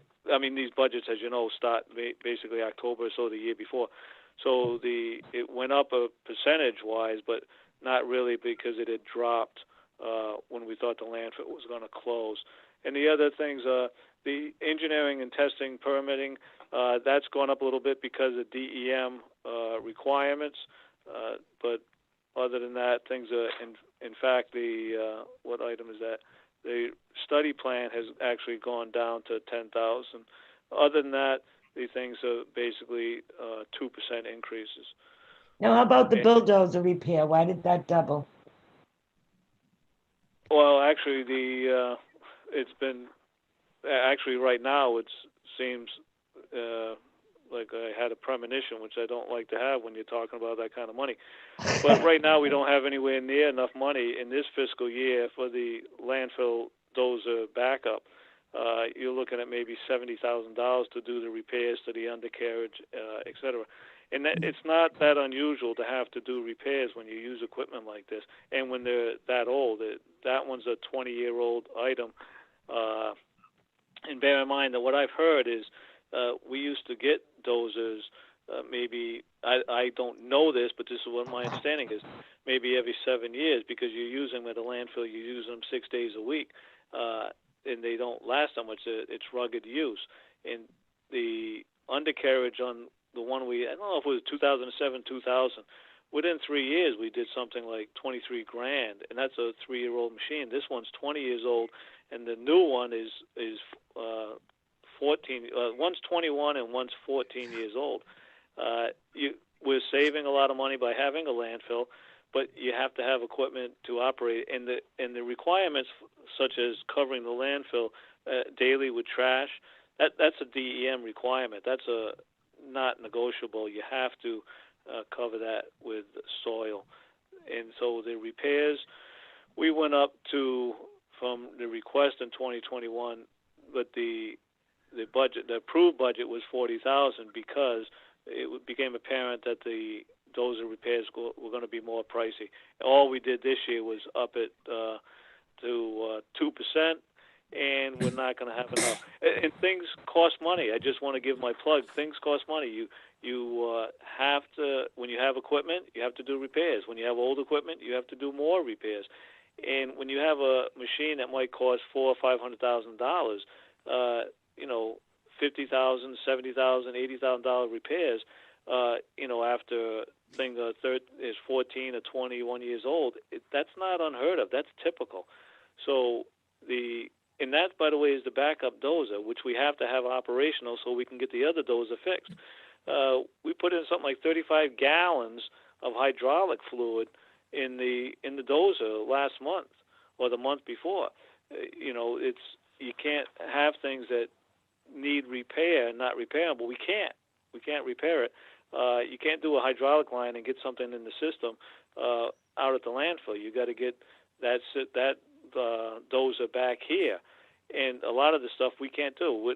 DPW is not, you know, a cat dealer. And the cat dealers, there's basically one cat dealer in New England. It's a specialized entity. It's not a profession that you can just take down the road to have a regular mechanic work on that.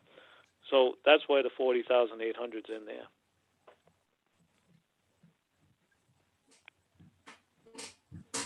And the other items, building maintenance, they just basically went up 2%. Parks and maintenance, the mowing was a contractual thing, and I think it went up 2%. I'm not even sure it's going to go up that much. And the others are simply up around 2%. And the recreational area rentals, that we're not sure it was put in, so we put it in to be on the safe side. I believe that Denise, Surratt would rather have that in the, in the recreation budget. But I think the recreation budget did not put it in. So as to cover it, we inserted it in our budget. Okay. Any questions from the council? Deb, you're on. I think Jay actually had his hand up before me. Jay? Jay? I was just going to ask about, didn't we just maybe 2 years ago do a lot of track and wheel work on one of the dozers?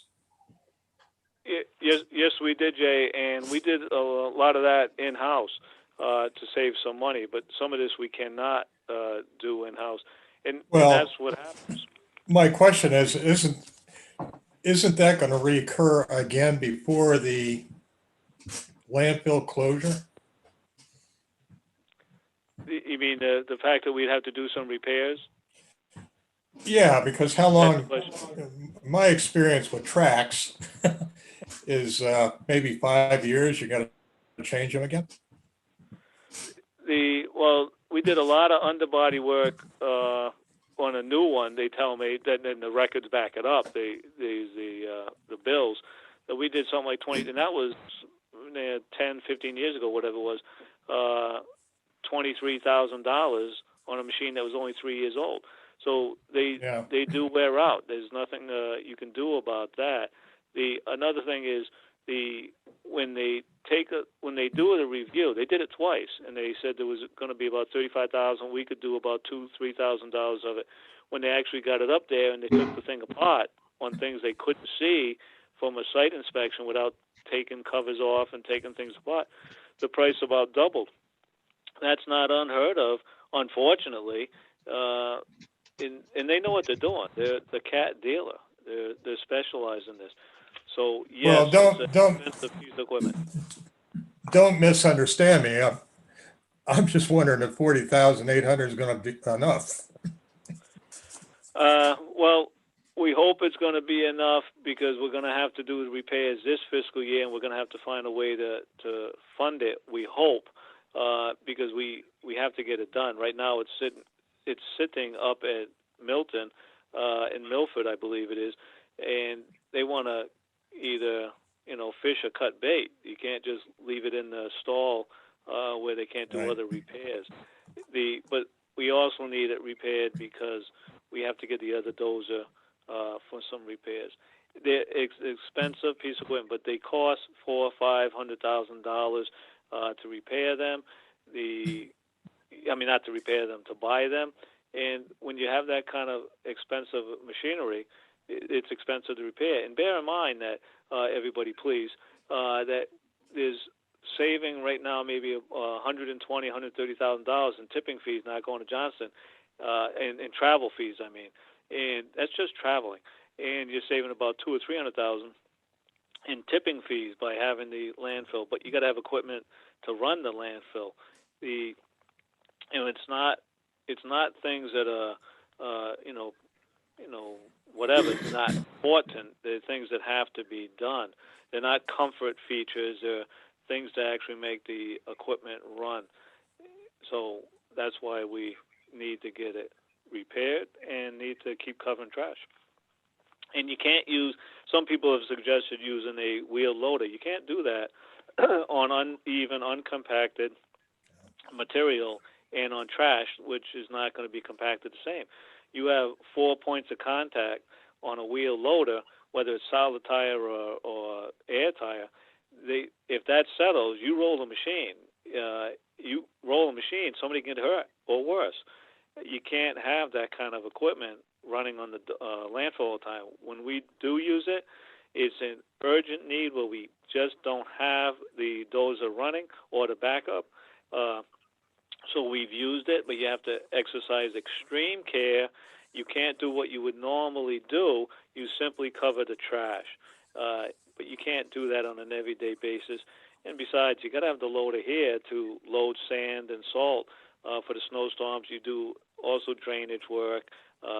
We do work around the different areas, the fire station, the cemetery, the Fogland Beach, etc. So you could have that loader available. And you can't run a machine like that over the road with solid tires. It's just not practical. The machines aren't built to take, the drivers are not built to take that kind of road driving. So that's not an idea that's viable for the landfill. You need a dozer. And we've looked into renting one. There's one in North Carolina, but you'd probably spend $5,000 getting it up here, and it's maybe $10,000, maybe $19,000 a month or so, and they don't have them. So we've looked online, we've looked on the military surplus. They're not something that they're readily available. And if you buy a used one, you'd have to inspect it, and the odds of you being able to get a used dozer, a crawler loader, it's not just a push blade. you'd have to be able to inspect it, and the odds of getting one like that that's in good shape for less than what you're going to have to do to repair plus the purchase price is very slim. We've done a lot of homework to see if this is warranted expenditure, and we think it is. And we're hoping that the $40,800 is enough next year, which is why I'm giving the plug now for this year's repairs, even though we don't have the money. Rick, we may, and Chris can look into it, we may have some money in the council contingency, because I know we have quite a bit in there that we may be able to help you. But Chris can look into that. Thank you. And before a couple of weeks ago, Denise, I was cautiously optimistic that we would have money in the snow fund account, but that balloon was Yeah, Mother Nature's taking care of that for you. yes. You least expect it. All right, so is there any other one, Rick? I So think, just one thing Oh, I I'm just sorry, wanted to Deb. say, when we did the budget last year, the bulldozer repairs, $20,000, we had anticipated the landfill closing. So we Right. anticipated only really needing that one bulldozer. So I think that's why now that we've got the landfill still open, now we've got the two. So I think that may be an anticipation of that, and they're both in need of repairs. Right, and thank you, Deb, for that. And when you look at these numbers and you look at the actual, it's misleading because we were told, everybody was told, you have to cut your expenses. We have to make the budget balance. But also, when you look at these repair items, whether it's equipment repair, those repairs, etc., it would not be professional of DPW to spend all the money up front. The departments have to weigh what they need done right away to, do we have things that we might have to spend money on later on? So you save money and do what you have to do so that if something disastrous happens, you have funds in the account. Well, that sort of bites you in the backside when Corona hits, because what we'd like to do is say, okay, things are going all right. Now we can do things that might not have to be done this year, but will have to be done next year. For instance, the dozer and some of these trucks, etc. So I just don't want anybody misled when they look at the actual expenditures on some of these repairs. It was because we, along with other departments, were doing our due diligence, trying to make sure we'd have enough funds. And then in March and April, or February and March, when the spending freeze hit, DPW wasn't planning on keeping that number at what it was. We were planning on spending money to do some of these repairs that would be needed, in the short, long term, maybe 6 months or a year. But that didn't develop because of Corona. So I just want to make it clear and repeat, you can't look at the last year's repair bills, fiscal year 20 or fiscal year 21, which we're going through now, and say, oh, that's all you got to spend. We're cutting and curtailing our expenditures like crazy.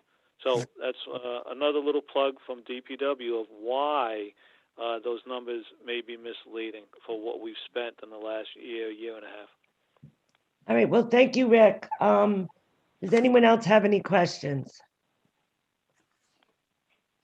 All right, I think we've gone through all the accounts you're responsible for, am I right?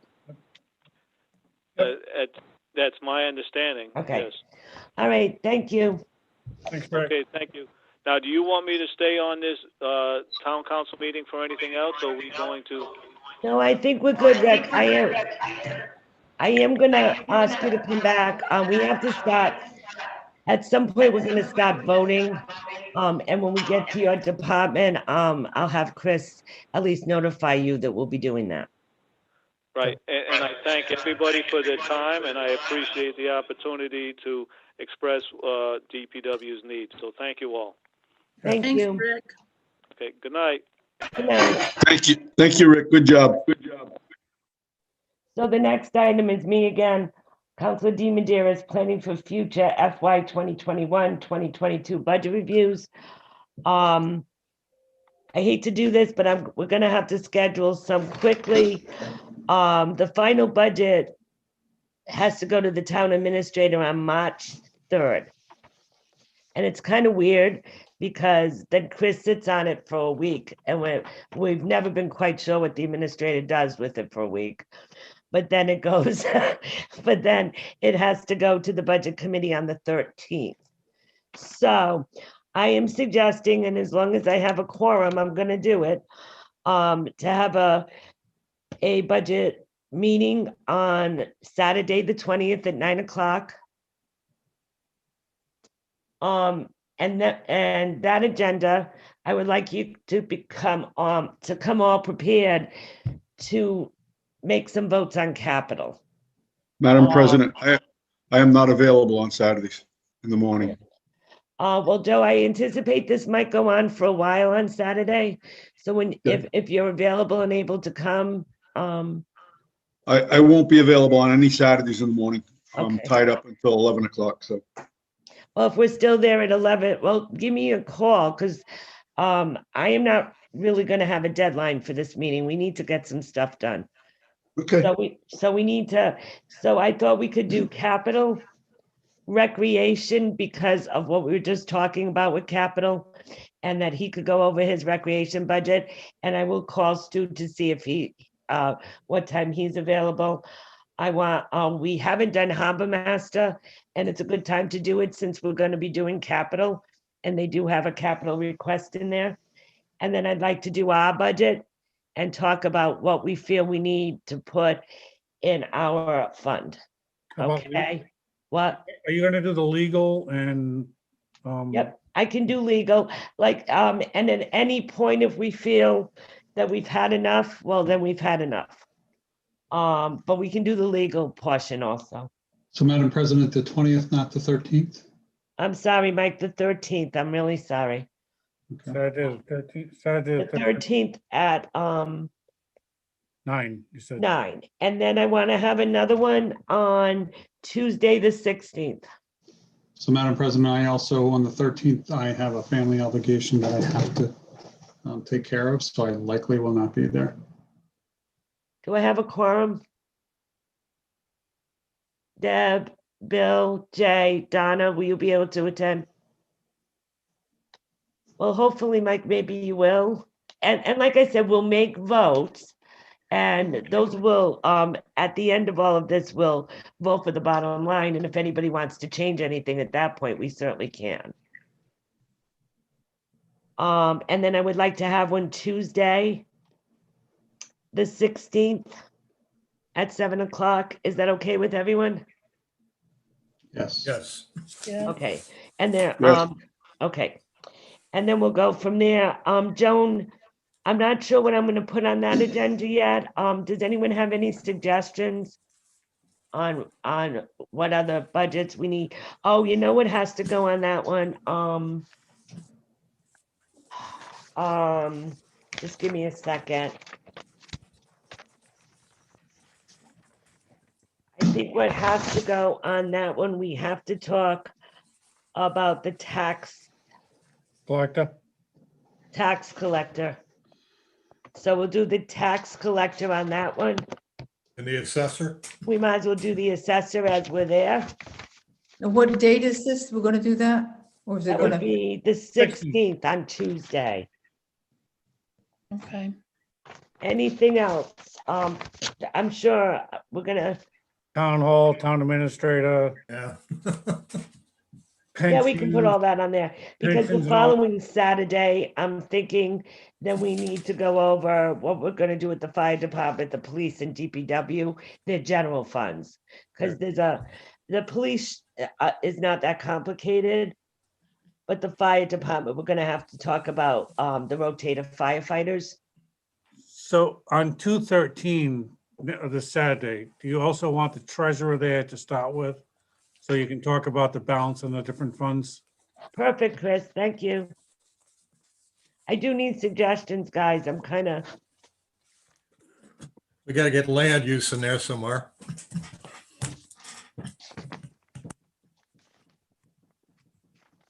yeah, Jay, let me, if anyone wants to let me sit down and kind of make a schedule. The important thing is Saturday, so Joan can advertise. Yep. And then Joan, you need to know Tuesdays by when. Yep. And It's gotta be probably by- posted on Friday. Okay, all right. We already have a couple on there anyway. We have to do schools too. We have to do what? Schools. We don't do the school. We don't do. They don't come to us at all? Oh, no. Okay, never mind. That makes it so much easier in life. It was always a big one for budget. I know. Oh, Well, wasn't it? and I'm not, and how about library, Chris? So I could try to, she said the 25th was her earliest that she could, I think that when, so for the budget committee, I can ask her if she could come like on the 16th, even if it's just her, instead of the trustees. Well, that's usually long, right? The budget, the library shouldn't be long at all. That's a grant. It's gonna be so much is gonna be mandated by state aid and the other is gonna be whatever. Why don't we anticipate that if we do have a meeting on the 20th, Okay, that we put her there and it's closer to the 25th date that she's talking about? okay. All right. And Joan, don't worry, I'll go over this with you. Okay. Probably either tomorrow or the day after. Denise, are you planning on the meeting on the 20th? Yes. Okay. 20th. Oh, it's gonna be a Saturday. Yeah. Yeah, I'm planning on a meeting the 13th, 16th, and 20th, and then let's see where we are by then. Okay, all right. And the 16th will be at 7 PM? Yes. Yep. I mean, there's some of these budgets, the general budgets haven't changed much, like the DPW, I think the main thing we all have to think about with the DPW is the paving. Yep. So we need to get an exact number for paving. Okay. There's certain things in these budgets that, like I said, the fire would be the extra men. And I don't really think there's a big thing in the police general one, but I'll look at it again. But the biggest thing is capital. That's why I kind of want to get that. So we have some kind of concept what we're spending there. Yes, Jay? I'll just make a comment on paving in case anybody doesn't recall what exactly happened with that. We basically gutted paving. Yep. And what we were doing was relying on the leftover at the end of the year and the carryover, which is what we're talking about, what Denise is talking about right here. Right. And I do believe that we had quite a bit in there, right, Jay? And we just spent that all. There was Yeah, we spent it like March, April, May, when right. they paved all the streets around where I live. Mhm. And And we totally depleted that fund. And that was also Right. because of COVID. And that was when Joe Souza was up in arms because we hadn't spent it yet. And we tried to tell him, well, yeah, we're waiting for spring. Right. Well, spring came and they shot their wad in like a month Mhm. and it was gone. For the new members, you wouldn't believe how much it costs to do one road. So it sounds like a lot what they're asking for, but you're dealing with 2 roads, 3 roads, something like that to do it. I think So, they did like, 6. It all depends, Jay, though, at the length of the road and, They did 4 just behind the old coachman. So there's 4 roads there, plus all the roads that were up about around So- Grand Central. Oh, they did like 10 then. wow, okay. Okay, I have noticed I've been getting less complaints about streets from people, so I think we did do quite a bit. Because that was, I'm not driving. yeah, I'm only kidding. Don't take that serious. I know you're kidding. All right, so is that okay with everyone for now? And everyone go home and think about all this. Don't go home yet. No, but over the past few days, the next few days, look at capital, get together some more questions, and we really do have to settle capital. We do. All right, Uh, is Mike back? Mike never left, did he? He did come back and then he turned it All off. right, I again. gotta There he page is. him to come. Oh, there he is. Oh, here he is. All right, so town solicitor, oh no, I'm sorry, town administrator, update on COVID-19 vaccine distribution, state plan. So let me give you a 10,000 foot view as to where we are, what happened and where we are.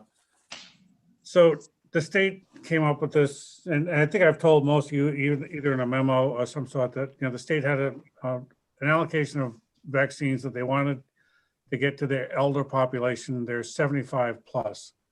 And they asked us if we could help by, you know, either going through some of our registries that we had in town, like the special needs registries, senior center, whatnot. And all the cities and towns pretty much agreed. We all had nominal amounts. Originally, I thought we had like 60. It did turn out to be an allocation of 80, and we did get them all vaccinated and their second appointments for another vaccine. But what stunned us, and I'm going to give you a little bit more information about this, is that the state, in their infinite wisdom, decided to publish at 11 o'clock news and all day on Friday that if you're 75 or older and you want a shot, just call your town hall. And it buried us. It crippled this town hall. Actually, Cox was here the other day. We got so many calls it fried our phone system. That, you know, Jeannie's phone died, the clerk's office, half their phones weren't working. You'd be in the middle of a conversation. Their phones, you know, Cox did a little bit of lift to try to fix this, and they're still going through it. So moving forward, we're still going to try to vaccine our 75-year-olds and older. From the state's perspective, they wanted the cities and towns, at least through the regional pods. There are 5 regional pods that if we could get them vaccinated there. And ultimately, they've agreed with a number of municipalities that if you could put together a plan that they would review and approve, which Bruce did a fabulous job of trying to get for Little Compton and Tiverton to do at our high school, that for the next 4 weeks, we're going to receive 110 vaccines for Tiverton and another 20 for Little Compton, and we'll be able to vaccine people locally here at our high school. I will say that Bruce has been burning the midnight oil. I don't know where he's getting his sleep in, because his plan was pretty well in depth. He had a lot of help from a lot of volunteers and the chief in Little Compton, and the state was very pleased with his plan to approve that. So we'll vaccinate 110 for the next 4 weeks. So that's 440 people. They'll get both their first shot and second shot. What we don't know is what's going to happen after that. We, in the meantime, have, because we didn't have any system here in town to deal with this massive amounts of calls or the way to register, we decided it was appropriate for the EMA office to build out a website with an online registry. So we contracted with the same vendor who put together the police department's website. We've gone through that. We're at the vetting stage right now. We actually have a test version of it for both Bruce and his office to take a look at, and ultimately we'll approve it and get it out to the public so that anybody can register for these shots. So the issue we have is really, we don't really get information from the state until the very last minute as to what their plans are. So it seems like we're always working in the dark. We're always trying to do catch up, and we're always left holding the bag at the end of the day. And I don't mean to say that cavalierly, or that, you know, that it just seems that there's very little planning going on. And the ones we feel extremely bad for are our seniors, our elderly people who are desperately trying to get these shots. There is just a very, very, very limited amount of available vaccines, and everybody is trying to vie for them. So we have taken the approach that in Bruce's office, there's only 4 of us who really understand fully these lists that we've been putting together. It's controlled by just 4 people. It's Bruce, myself, his assistant, and my assistant have cobbled together the best that we can, everything that we have related to these elderly people. And we are going from oldest to youngest to the best that we can. And it's the most fairest, honest way to do this without any interference from anybody. I know I have Bruce is here in the waiting room if you want to have any further comment from him, but this has been a daunting task for this town to do. I mean, it's pretty much crippled everything that we were doing in town hall for at least 3 or 4 days. Hopefully we're getting back to normal, but I will say our seniors have been very, very patient with us. They've been very understanding. They know that it's not the function of a local town government to have to do this. And they fully appreciate everything we're trying to do to get them their shots. And like I said, if I had a shot, I would give it to everybody if we had enough of them. And I think Bruce's office would do the same. At the end of the day, we're just trying to keep our people healthy and safe to the best that we can. The trouble is we seem to be always working without information, and it's continual. It's a fight to draw the information and the guidance from the state to let us know in advance of what we're supposed to be expecting instead of having it dumped on us at the last minute. And I apologize for the way I say that. I know there are well-meaning people in the state. They're trying to do their jobs too. But at the end of the day, we were very ill prepared to do this, and we're still struggling with it mightily, but we are getting it done. So that's the update in a nutshell. I don't know if you want Bruce to add any more to it, but. Councilor Vieira. Hi, good evening. I just want to say thank you to Chris and everyone at the town hall. I know the last 2 weeks have just been awful. I was in there talking to you a couple of times, and it's just been very stressful. And unfortunately, there's not a communication or a game plan, but it sounds like we're getting one now. So to any 75-year-old or older who hasn't called you yet. Oh, they're calling. Believe me, we want them to call. We do. We want them to be on a list in the registry. So they should call. Yes. The town administrator's office if they haven't already called to get on the list. Or hopefully by the end of tomorrow, we will have a website up that they can register online. The trouble is a lot of our elderly people do not have technology, and we understand that. So we're also going to try to set up a call center where people can call in, even if it's an automated system for them to leave their information that we require, or if we can get some volunteers to actually answer the phones for, let's say, Monday, Wednesday, Friday from 10 to 2 or 10 to 1. I don't know. We'll figure something out, but we will post those informations when people can actually call in. So we are trying to make it more streamlined for people to actually have access to get this information. So in the meantime, beyond that, the state has now come out with CVS and Walgreens, and we've posted this on our website. We put the information for people to contact, and it's been working because I got at least 4 calls from people today who were on our list that got a vaccine up in Providence today, their first vaccine, and they're supposed to be getting the second one as well. So they are putting out more vaccines. It's just that there's no facility anywhere here in the East Bay for them to get it. They have to go somewhere outside, like up to Providence or out to the West Bay somewhere to get the vaccine. The state will be rolling out, I think in another week or week and a half, what they would call their mega centers. So I think they're going to take over the Dunkin' Donuts Center, and they're going to do first come, first serve, I believe it is, vaccines to the best of their ability. The trouble is none of us know what kind of quantities they're going to have to do. So there are more vaccines, at least more opportunities for people to get vaccines. It's not all going to be on a local community, which we embraced. Actually, I'd love to see every city and town have as many vaccines as they can get out there. But the trouble is they're getting extremely very limited supply from the federal government or from whoever is controlling that end of it. It's outside of our control, and our residents understand that when they call. So we are trying to get them the information as quickly as we get it through our websites. And it's not the most efficient way because, like I said, a lot of our seniors don't have technology. So it is, a lot of it's by word of mouth, a lot of it's by phone calls. But they are ultimately getting to us. So hopefully it's a good thing. And what about transportation? That we have Do we not have been any able to information regarding that? We have not been able to find a way to get transportation for those who need it. And the other thing, quite frankly, that we're working very hard on trying to resolve is there are some, believe it or not, we have, and I don't know how many we have in town, but it's called homebound, people who can't get out of the house at all. And there are some elderly housing facilities that did not get vaccinated when the state said that they would through CVS and Caremark through a contract. And we're trying to rectify that. Our congressional delegation, our federal congressional delegation has been very, very helpful in trying to shake down those doors and try to get these shots to these people the way that was promised. And like I said, I'm not blaming the state as much as I think it's just a total lack of a clear and concise message that needs to come from the powers to be. And we're just, at the end of the day, just trying to piece it all together, but sometimes without any information.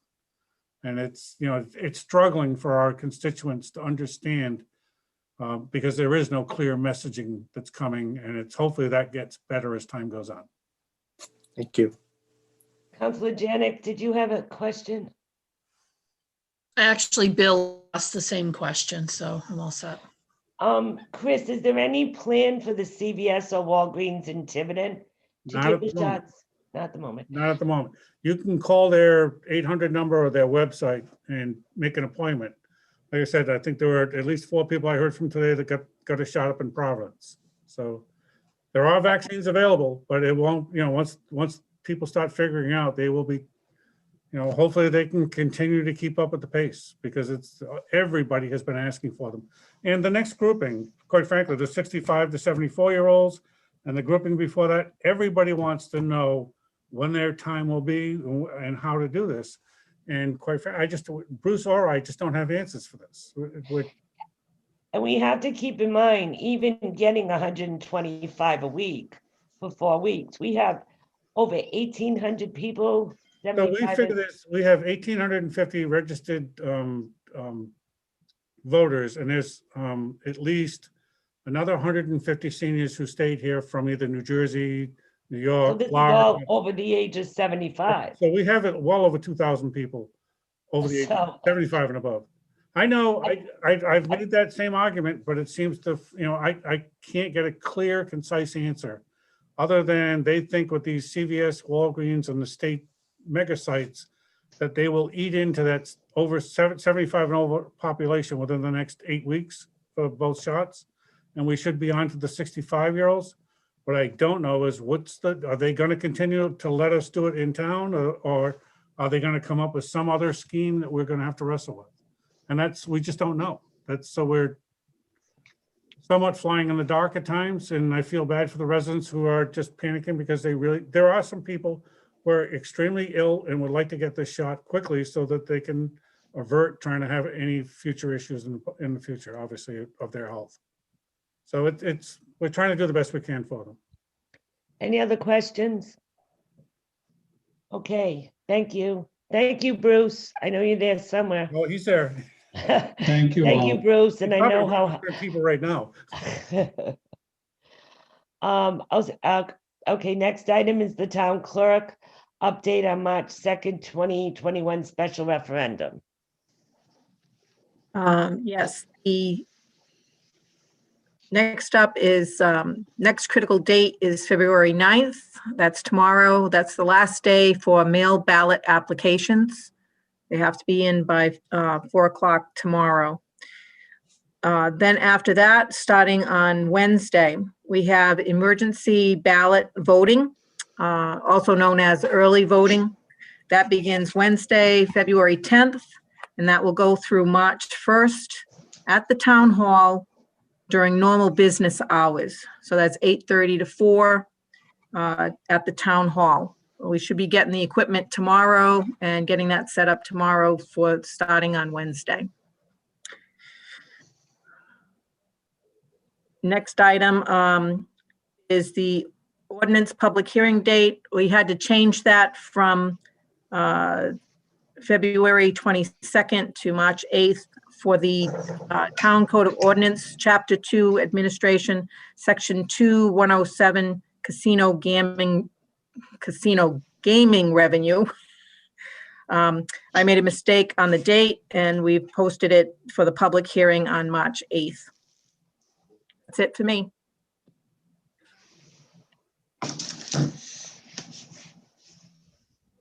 Sorry, I'm muted. Okay, anybody else? Okay, we will go into closed executive session. I'd like to entertain a motion to go into closed executive session pursuant to Rhode Island General Law 42465A1.